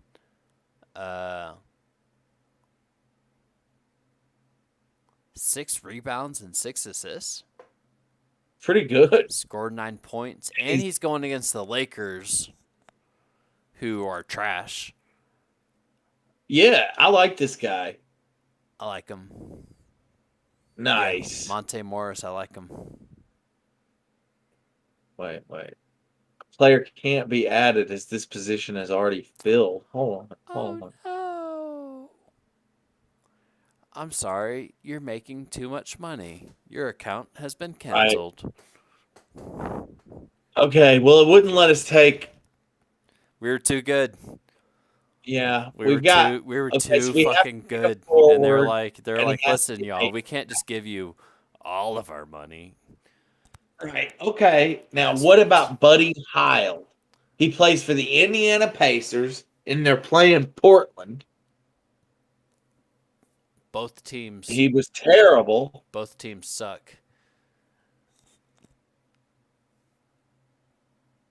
Who's the home team? Portland. No. Okay. Don't touch that. Stay away. So then the next guy Danger. would be either Harrison Barnes or Sadiq Bey. What teams do they play for? Who plays for whom? Harrison Barnes plays for Sacramento. They're playing against Chicago. Sadiq Bey plays for Detroit, and they're playing against Memphis.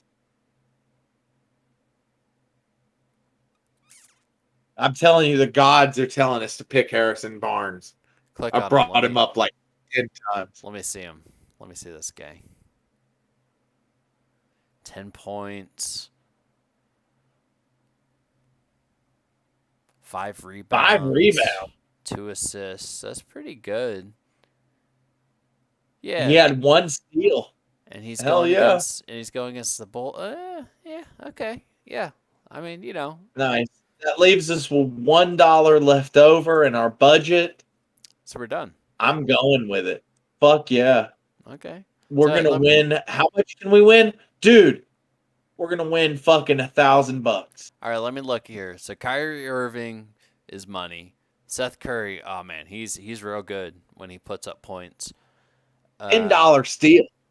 De'Aaron Fox, I don't know him at all, so we'll see what that does. Do you want to look at other guards, maybe, actually, while we're looking at that? Because I don't know him. Who's he play for? He plays for Sacramento. Yeah. We got Donovan Mitchell. Click on him. Donovan Mitchell. He's 30 points a game, 4 rebounds, 5 assists. Dude. He's averaging 43. I like him. If you can Dude, afford let's him. take out De'Ron Fox and Yeah. put in Donovan Mitchell. Yeah. Wait, And it still leaves us with the exact same budget. Wait, and before you finalize that, let's keep looking at who else? Kyrie Irving, but wait, we already got him. That's dope. So yeah, that's a good play right there. That's perfect. You like Bohan's this? good. Jason Tatum is amazing. I don't know who Harrison Harrison Barnes. Barnes. I don't know who that Yes. is, but whatever. I'm all in on Harrison Al Barnes. Al Horford, Horford he's good. He's money. And Monte and Morris. Monte Morris looked pretty good. I don't know who he is either. So there's two guys on the roster I'm unsure of. Everyone else is a absolute motherfucking rock star. Hell yeah. That's a great lineup. You have two questionables. Oh. You have two guys that I'm not sure, but the rest Yeah. are sure fucking fire locks. Hell yeah. That's a great We're doing lineup. it. Great lineup. Nice. We're going. $1,000 for the three. Yeah. I'm wondering, it should say contest. Okay, let's see. My contest. There we go. Tomorrow, 6 p.m. We got Kyrie Irving, Seth Curry, Donovan Mitchell, Bohan Bogdanovic, Jason Tatum, Harrison Barnes, Al Horford, and Monte Morris. All coming at you. And that's it. You're for sure gonna win some money. Hell yeah. That's a great lineup. I can't speak for the two questionable guys that I don't know of, but the other guys that you for sure have, unless some random fucking fluke happens, I think you're gonna have a really good week. Hell yeah. Well, there's only 34 people in this so far, so it's also pretty good odds right for now. Sure. Yeah, you're gonna fuck them up. Yeah. Hell yeah. That's awesome. Yeah, man. I gotta get back So, here we go. The max I can win, if I was to win first place, I could win $200. I put $3 on it. It's pretty good. Yep. Fun stuff. Fun stuff. Anything else you want to bet on? Oh, shit, man. I could sit here and do this all day. Let's see if there's an NFL one.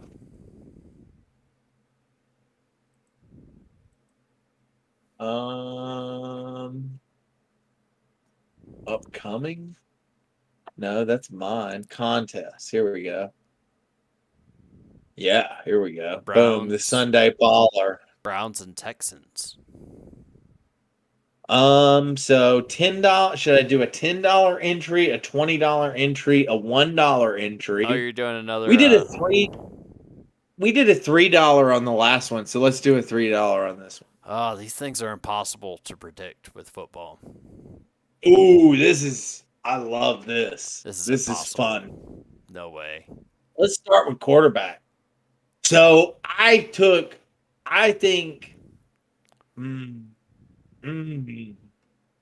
Baltimore. Lamar Jackson's got a spicy fucking matchup against Baltimore or Denver. Yeah. He'll fuck them up for sure. And he's only $30. All right, let's start there. Hold on. Let me look. Let's see. Oh shit! Justin Fields is the number one, guys, against insane. Green Bay. That's crazy. I agree. How's that? He's gonna whoop their. Dude, have you watched him play? Yes. He's insane. He looks like the second coming of fucking Steve Young or something. You also have Mahomes and Hurts and Burrow are all also options. I just feel like for the value you're getting with Lamar Jackson at $30, that's pretty good. Against Denver. Scroll down just a little bit. What about Tom Brady? Where's he at? Oh, he plays on Monday night. He doesn't play Sunday. Okay, I was like, where's he? I'm not seeing our boy. Okay, yeah, okay, that's a good start. All right. Sure. Okay, so Tyreek Hill, we're definitely taking. That's slam. Well, look at what you got. No, but I'm vetoing that our number one receiver be Tyreek Hill for the inaugural fucking whatever the fuck this is. Okay, yeah, he looks good. He does look good compared to everyone else on the list. So yeah. Cheetah's good. Yeah. I don't know. Like, we gotta have Hill. He's the cheetah, man. All right. All right, so let's just peg down our running back. I'm just gonna give you full reign here, man. You tell me, who's our number one running back?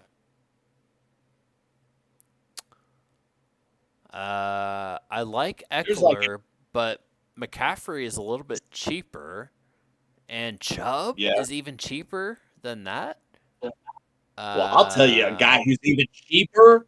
He's like stupidly cheap to me. Dalvin Cook. Joe Mixon. Yeah. He's questionable though.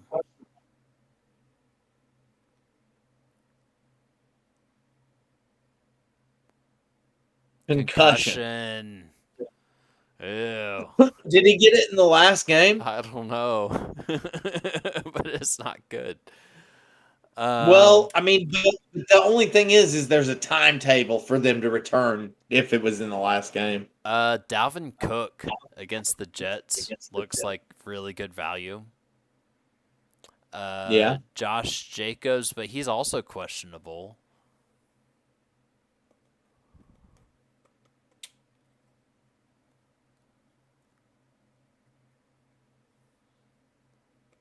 Calf injury. He looked like he was on the healthy side of questionable from what I saw. I don't know.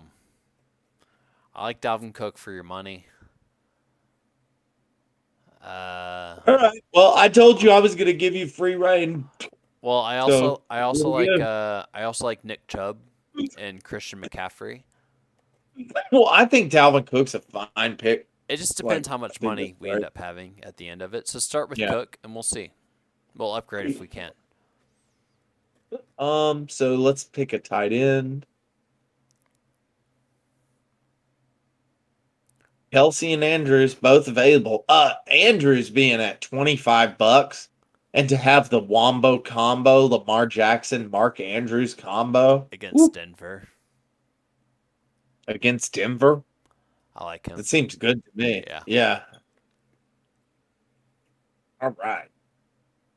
Defense. Wow, the Seahawks are number one. That's surprising.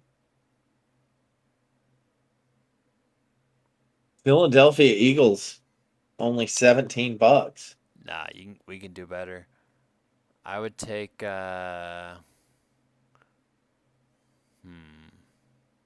Scroll down. Commanders.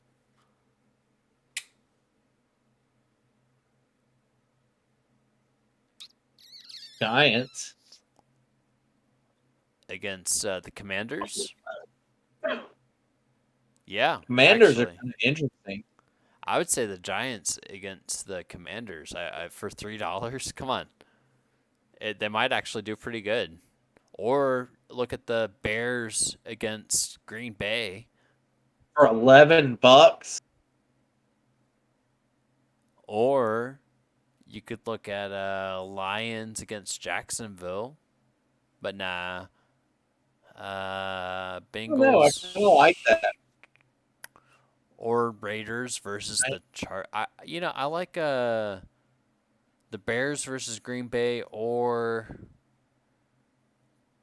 the Giants. The Bears is so much cheaper. Or the Giants versus well, that's like as cheap as it gets, pretty much. I mean, I feel like you'll get some real good value down here. All right. So we got to pick two more wide receivers. So let's pick another one. Actually, Amari Cooper. Another more wide receivers. Who's Cooper going up against? Houston. Great matchup. Oh, yeah. Yeah, pick him up for sure if you can. That's great. Okay, so that leaves us $15 a guy. We need 3 players. We need a second running back. I'll tell you this. David Montgomery is definitely... Holy shit. How do you get David Montgomery for $20, man? He proved last week he's the lead back there, man. He Pick took him that up. whole team and was the entire offense. Pick him up. That leaves us 13 a guy. We need 2 players. We need 1 wide receiver. Scary Terry. He said 13. Yeah. Go down to 13. Let's see. Hey, Chase Claypool might be an option. Nah. Ooh, Nah. these guys are pretty bad. Nah. Scroll back up. Devin Duvernay. Oh, really? You know, for Yeah. what you're paying, who is he playing For against? what you're paying, you could actually get a cheap ass touchdown and it would leave you with $16 left. And you could get a Deontay Johnson or you could get Drake London. You could get Latavius Murray. And it's actually not that great a value. Although James Robinson is kind of an intriguing name. Whoa, Miles Sanders? Wait, the Miles Sanders? Like the guy who's putting up a bajillion fucking points in every fucking fantasy game? Who went off for 143 yards and 2 touchdowns last week is only $16? Are you shitting me? Well, there you go. Yeah, let's take Miles fucking Sanders. How the fuck is that guy at the bottom? Okay, well, I guess to me, the only dude you're really taking a chance on is Demarcus Robinson, and like he could score a touchdown. How the fuck is Miles Sanders? Like, that's crazy. Let me look. He's only put up a bajillion points this season. Damn. Looking him up on fantasy here, and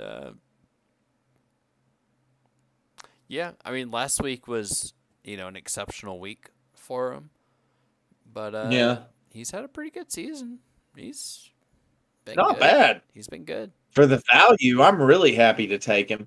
I mean, Okay, so I mean, I'm good with you're this. not necessarily gonna get what he got last week, but he's good.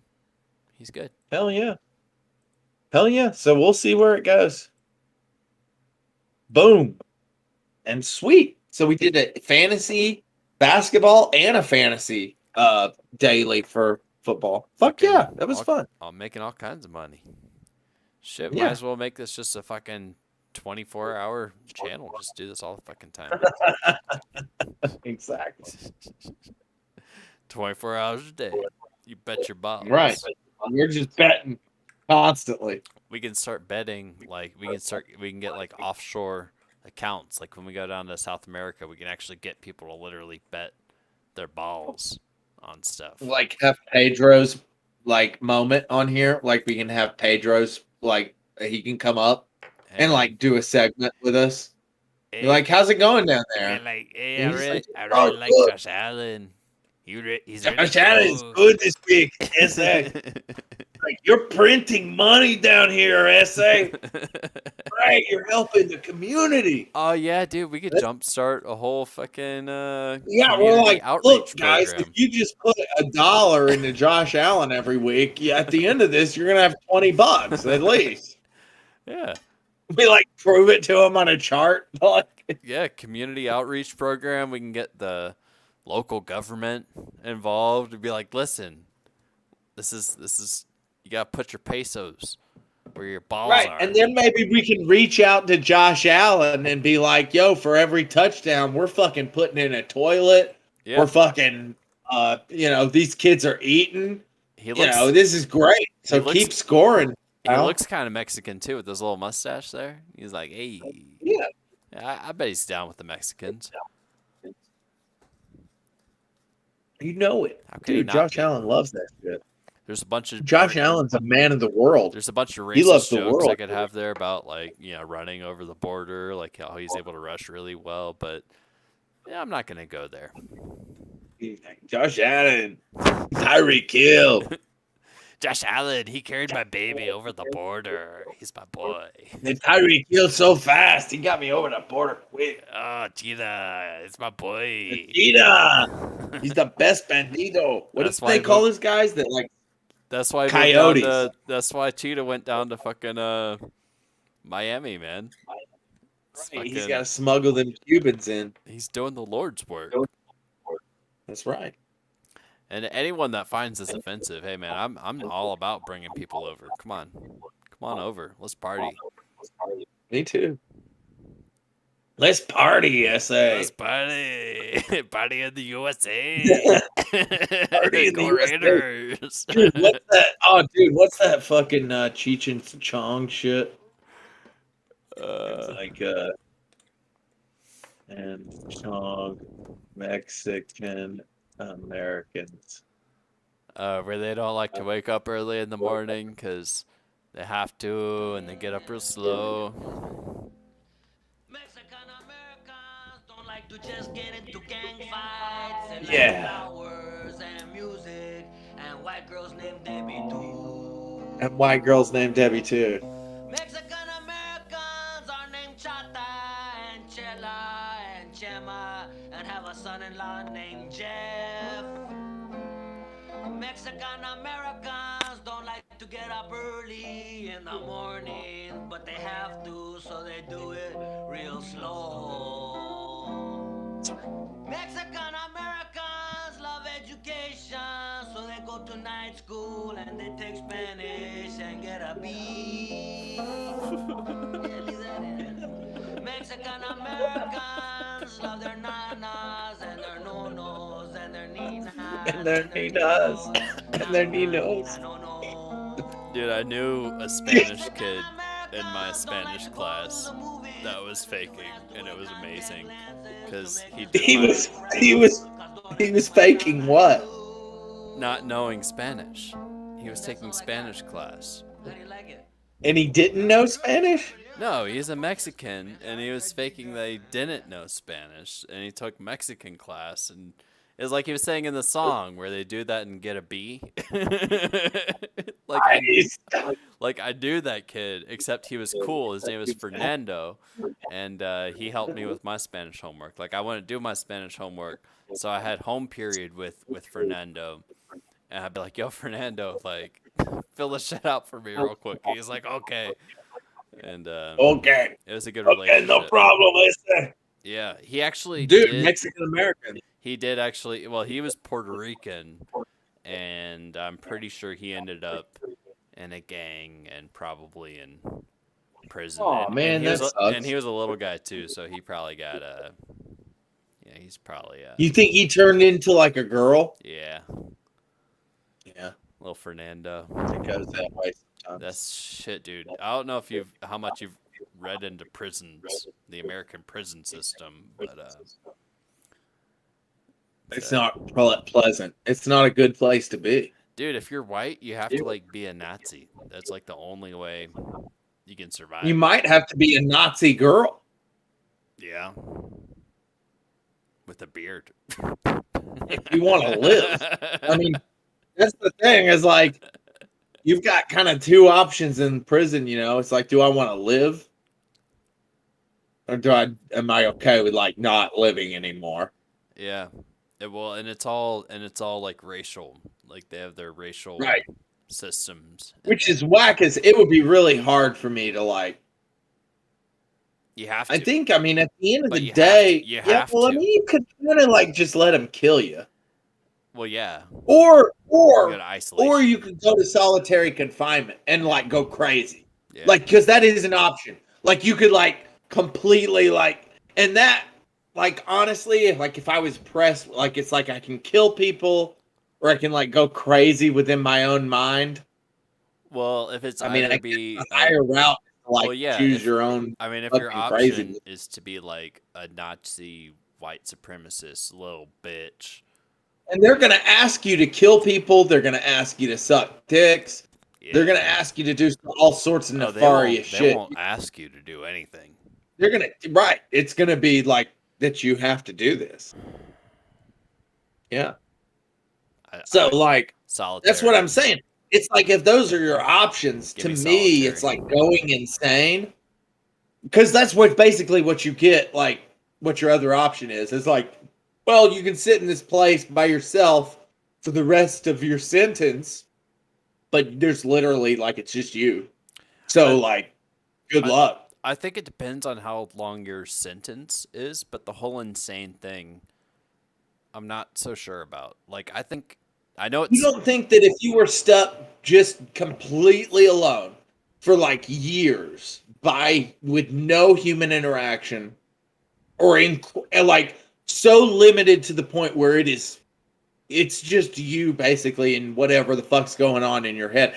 To me, it's like going insane that way definitely beats getting raped and like killing people to yeah, me. and I also don't know. the beautiful thing about that is, beyond 2 or 3 years is really hard to say because if you go beyond that, it's like that's almost an incomprehensible thing. Right. I would also like Yeah. to think that I'm charismatic enough that I could at least get it on with the guards that bring me my food. You know what I'm saying? Oh, I could at least be no doubt. like, Oh, absolutely. Yeah, I mean, yeah. especially Because those if dudes are they just come if they regular see guys. you Like they're just every trying to go home. day, they know that you're just Yeah. some hippie in a cell. Yeah, no doubt. And so No doubt. at Absolutely. the very Those guys are going to least, be your friends, but they can't do that much for you once they go home. Like, yeah, what the fuck are they going but to? at the very least, you can be like, hey, how's your family? Yeah. How's You your might get kids? 8 hours a piece a day. Who That's won? fine. Who If won? that's what your Who existence won the is. Super Bowl? Is Tom Brady? He's 65. He just won the Super Bowl again. Oh, that's cool. Thanks, man.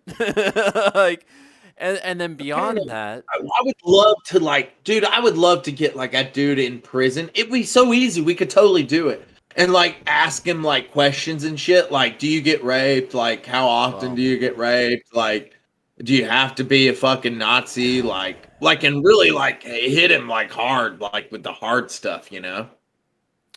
I mean, I already know most of these things. Um, How often do you have to fight off like other people trying to like fuck you up in any kind of way? Like, Well- is it a daily thing? Is it a weekly thing? Like, well, is it again, monthly? so if you're talking about United States prison system, like not jail, but prison. No, prison, not jail. Jail's easy. Yeah, Anybody can go you have to jail. join a gang, and it's Don't all, be scared of jail, guys. Like, if you It's- go to jail, you'll be all right. well, it depends. You'll be out of there in a few hours. Depends what- Don't worry about it. Eh, Prison, though, depends. you Well, better it depends. fucking worry. Well, it depends what jail and what you're in there for. I mean, honestly, as long as you don't like talk to anybody, it's probably you'll be okay. Oh, in jail? Really? In jail? Oh yeah, in jail. Yeah. I mean, well, it Jail. depends. Well, it depends on the jail. Jail? Nothing. You'll be all right. Prison. You got to Prison. You got to pick a On gang. the other hand, Yeah, you got to pick a gang, and it's all racial you determined. better be willing to invest some serious thought into how you're going to approach prison if you go to prison, right? Like, you're gonna have some serious decisions to make along that path. Well, they said you can't go loner. That's you cannot try to go your own. No, you'll just be killed ultimately. Because that's really what it boils down to is like, if you don't pick the right path to go down in prison, you just die. You know, it's like a RPG game, but there's only so many roles like that you can fill that don't lead to like death. Yeah, it's like, and it's mostly racially Yeah. configured. So you really don't have a choice, really. No, you don't. And even if you were to try to go full loner and like say you like made friends with like a black dude or like a Hispanic dude or whatever, and you're like, oh man, cool, thanks for the fucking ramen noodles. That like the white dudes would be like, oh my fucking god, Someone would he get took you. ramen noodles from that guy. Yeah, someone would get you just to Fuck. prove a point, just to make a stand. Hey, you know how like in culture, like things kind of like shift and like perception shifts and like people shift. I wonder if like prison culture like shifts and like everybody's like, oh no, it's all right. Like we don't care that much. Like it's okay. I would You hope know, so. like everybody's like kind of cooler with like the blacks and like the gangs and stuff. Like if you're white. Like, what was that movie? Have you seen Big Stan with Rob Schneider? Uh-uh. Oh, dude, it's a great movie. You gotta watch it. I think it's free on YouTube. It's fucking badass. Like seriously, you need to watch it like soon. Uh, it's Rob I like Schneider. Rob Schneider. I think he's great. He's just some. I mean, he's like an asshole in real life. But anyways, he's like some rich dude, and he like gets sentenced to prison. So he like hires a sensei to like it's like Get Hard with Will Ferrell and Kevin Hart, but it's Oh Rob yeah, Schneider. yeah. It's funny. It's good. Have you seen The Longest Yard? Yeah. Either one of them? Like both of those are great, man. I've seen the Adam football, Sandler one, yeah. football But flicks. yeah, you're Well, talking the Burt Reynolds one is, dude, Yeah. shit, man. It's so much better. The problem with the Burt Reynolds film is you could never show it today. Like there are scenes in that movie of Burt Reynolds just beating the shit out of a woman, Well, that's and not a everybody's problem. like, "Oh, you beat up your old lady." Like it's just like a thing that happened in the 70s. Apparently, is like you beat your fucking woman and went on a rampage, and that's why you could never show The Longest Yard now today. But the Adam Sandler flick is great, but the Burt Reynolds film is actually a tremendous. It might be one of the best football movies ever fucking made, man. Like the way they film the game in that movie, and like the funny shit that happens, and like the way they portray everybody in that movie, you gotta see it, dude. Yeah. There's this one line where like this dude gets laid the fuck out on defense. And they're all standing around him and they're looking down at him and they're like, he broke his fucking neck. And like the next guy's like, he broke his fucking neck. He broke his fucking neck. And like they're just all going around in a circle like, oh my God, I can't believe it. It's like, yeah, you whacked the fucking shit out of him. It's just way more hardcore than the Adam Sandler one is like kind of a family friendly, happy Adam Sandler movie. The Longest Yard is like a hardcore, like Blazing Saddles almost kind of movie that could never ever be done today. The reason I brought it up, which is awesome, that is fucking kick ass. I want to see it. But the reason I brought that up and the other whatever movie was this kind of like your thought on like wouldn't prisons over time like change and have like different thoughts and evolve and stuff. And sure, theoretically, yeah. But when it actually comes down to it, obviously that's not the case. It's not going to change Right. unless they're forced to change. And at this point, I guess there's not enough money to be made to force them to change. So it's just going to keep going for a long time. I don't know. I mean, it just goes that way. Dude, I have turned down, I invest in various things. And I don't have a whole lot of like a moral compass as far as it comes to like my investments. As far as I'm concerned, money is money. But the one thing I've never invested money into, and that I hopefully never will invest money into, is the prison system. And Why?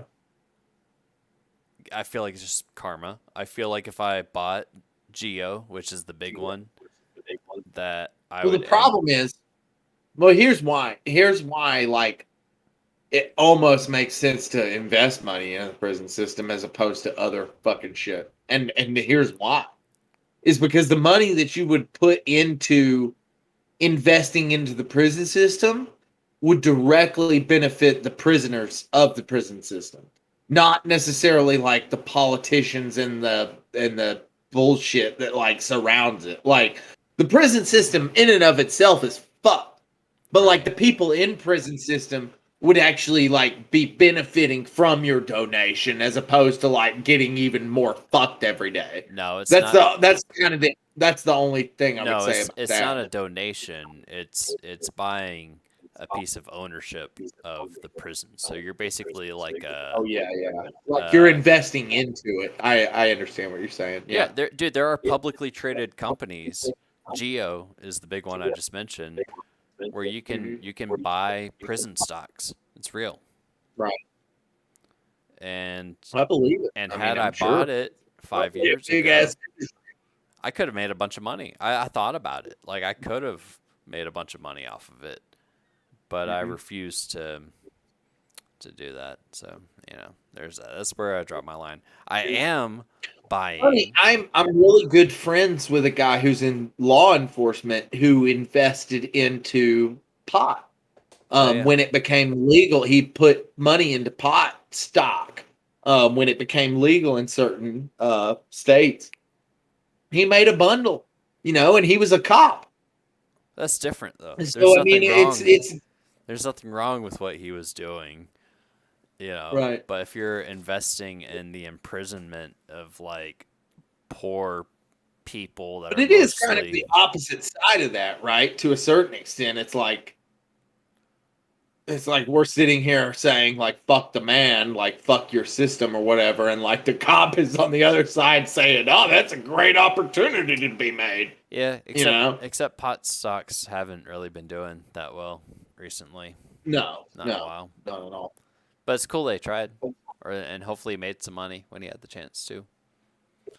I think. I mean, he says so, and he might, but like, who knows? I was just saying prisons are just a thing I don't touch because I feel like it's just bad karma. Yeah. Like, can I you understand. imagine, like, if you had some like money tied up, like in prison stock, and then for some reason you went to prison for I don't know tax evasion or I don't know something whatever, and you end up in a prison that you actually own a piece of. Yeah, you own a portion of the Like you're prison like a that you're stockholder. staying in. Yeah, It's and like, you're fuck, why are these toilets so shitty?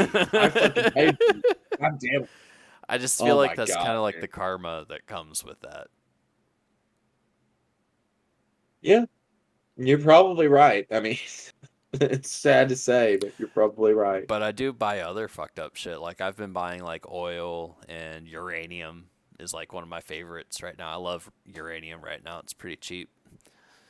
Yeah. It's pretty dope. I mean, obviously I don't own physical uranium, but and the Well, no, markets. you would have a lot of expense in that, I would assume. No, but you can there's like ETFs and stuff where you can invest in like uranium mines.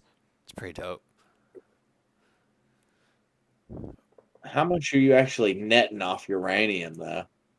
I've made about I'm in the green right now, which is good to say. Like when everyone else is in the red this year. Hell yeah. Yeah, I haven't made like a shit ton of money, but I feel like long term we're probably going to be using uranium, right? So it makes sense to buy, you know. And aluminum, yeah. Aluminum, Certain silver, gold, oil was the other precious one, metals, you know. man. Yeah, yeah, commodities are good. Gold's pretty good. Hey, man, I love silver, and I think silver's down right now. Silver's great. And silver's so dope because you can hold silver, and like silver's like cool, and like you can look at it and like be like, oh, I got a fucking piece of silver. Oh yeah. I love comics. I love collectibles. I think that we're in a buyer's market right now, guys, and if you can afford to stomach some of the killer fucking collectibles and deals that are out there, Dude, I if got a you've got the money to spend on it, oh man, I bought some cool shit recently. It's I got been kind of a I crazy. got a cool piece of silver right here. Give me just 1 second. I'll show you. It's cool. Oh hell yeah!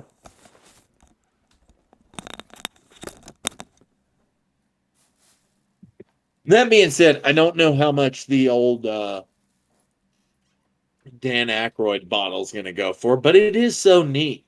Like, good God. This thing's like a fucking skull. It's like Shakespeare. It's like, oh, Hamlet, Hamlet, Hamlet, Hamlet, Hamlet, Hamlet. Yeah. And then Shakespeare, man. I don't know. It's just cool to ponder. It's like, I don't know if I'll ever actually drink this fucking bottle. But man, it's cool to look at it on a shelf. Shit like that appeals to me, man. this I'll show. I'll show this couple off. This All right. So is this the first piece- statue I've ever bought myself. It's from Neil Gaiman's Sandman. And it's hand painted. It's from 1993. It's from one of the original sets that they did the statues in. And Whoa. yeah, she's my little death chick. So yeah, that's Tim's show and tell 19 tonight. I'm showing you all my little tchotchkes. 1993. 93, baby, death, hand painted. She's my girl. All right, so we're whipping out our collectibles here. Yeah, our little tchotchke collection. Let's see if this will pop up. This is a silver dragon 8-piece. Well, let me see if I can. You can't really see the detail much on there. Let's see if you can see it. Oh, whoa, dude! I see that. There's like a Is dragon. that silver? That's solid silver. Yeah, it's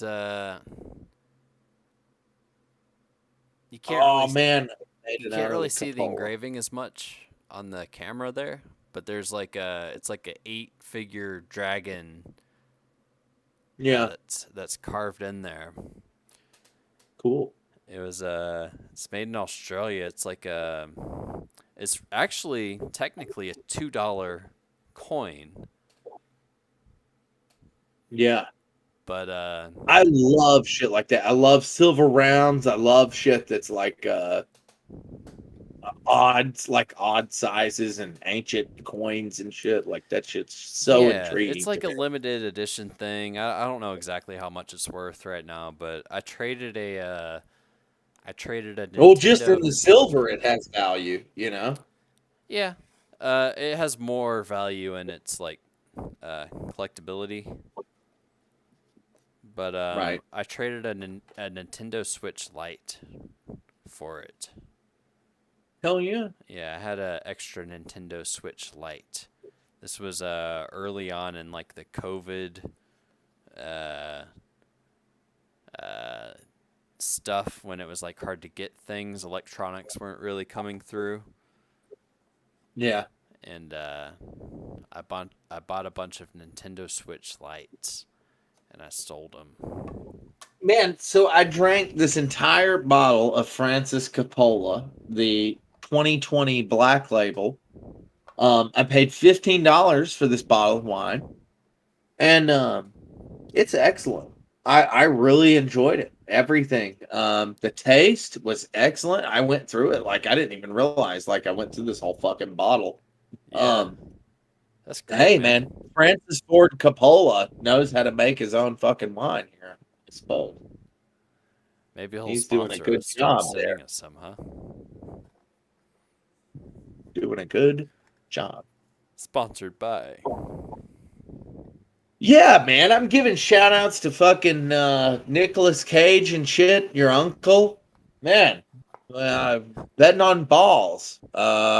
Gage and Cage, we're here. We're doing things. We're doing it. We're here for the people, man. That's what we're doing it for. We're not asking for money. Have you seen Gage and Cage? Have you seen the reviews and the passion that's gone into that? I challenge you, Nicolas Cage, to find more fucking passion. Good God. You can't find that anywhere. Hey, we're out here. This is an outsider looking in. I'm not even on the show. It changed my mind on what a prolific actor that man is and how great some of those films are. Gage and Cage is great, but betting on balls, we're out here fucking. Well, we're just giving away money to the people. We're doing a service, it would be like robbery if we didn't do this. I mean, I'm working, I'm putting work down, and Yeah. I haven't asked for a single dollar, and I don't want it. No, that's not what we're after here, man. We're here for the people and the children. Yeah. We want to put food on the table. We We're want to here for make the sure you children. guys are fucking eating every week, That's what we care about here on Betting on Balls. You gotta have Men children. of the people. It's the only way to repopulate the planet. So you gotta have kids. Right. What do you think's gonna happen? When there's nobody here. Yep. You gotta make some fucking children. Yep. You gotta go out and make them. You gotta make some money on you gotta bet your balls. And you gotta feed them. Mm-hmm. And so sometimes you gotta put your money where your balls are. That's where they came And that's from. why we're here. That's where the whole problem originates. Is from the from that. That's why we're here. Yeah. Why we're here. So Where God put us here. as a To man, do God's work. as a man, it's your responsibility, or a woman, to put your money where your Bet balls are. Where your balls would be. Provide. If you don't have balls, Find some. where they would be, that's where you bet. Yeah. It's not that hard. It's a juxtaposition. It's a part of your imagination, if you will. But bet on your balls, people. That's Shit. all we're saying. I mean, just because you don't have balls doesn't mean you can't get them. No. If you have balls in your heart, you can bet on them. That's what I'm saying.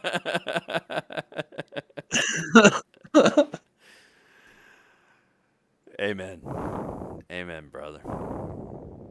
Amen. Well, fuck. I guess that about wraps it up for tonight, huh? I don't see how much more we could give these people. I mean, it's coming from the bottom of my soul at this point. So, All right, y'all, get out there, bet your balls, make some money. yeah, go make some money, guys. Yep. All right.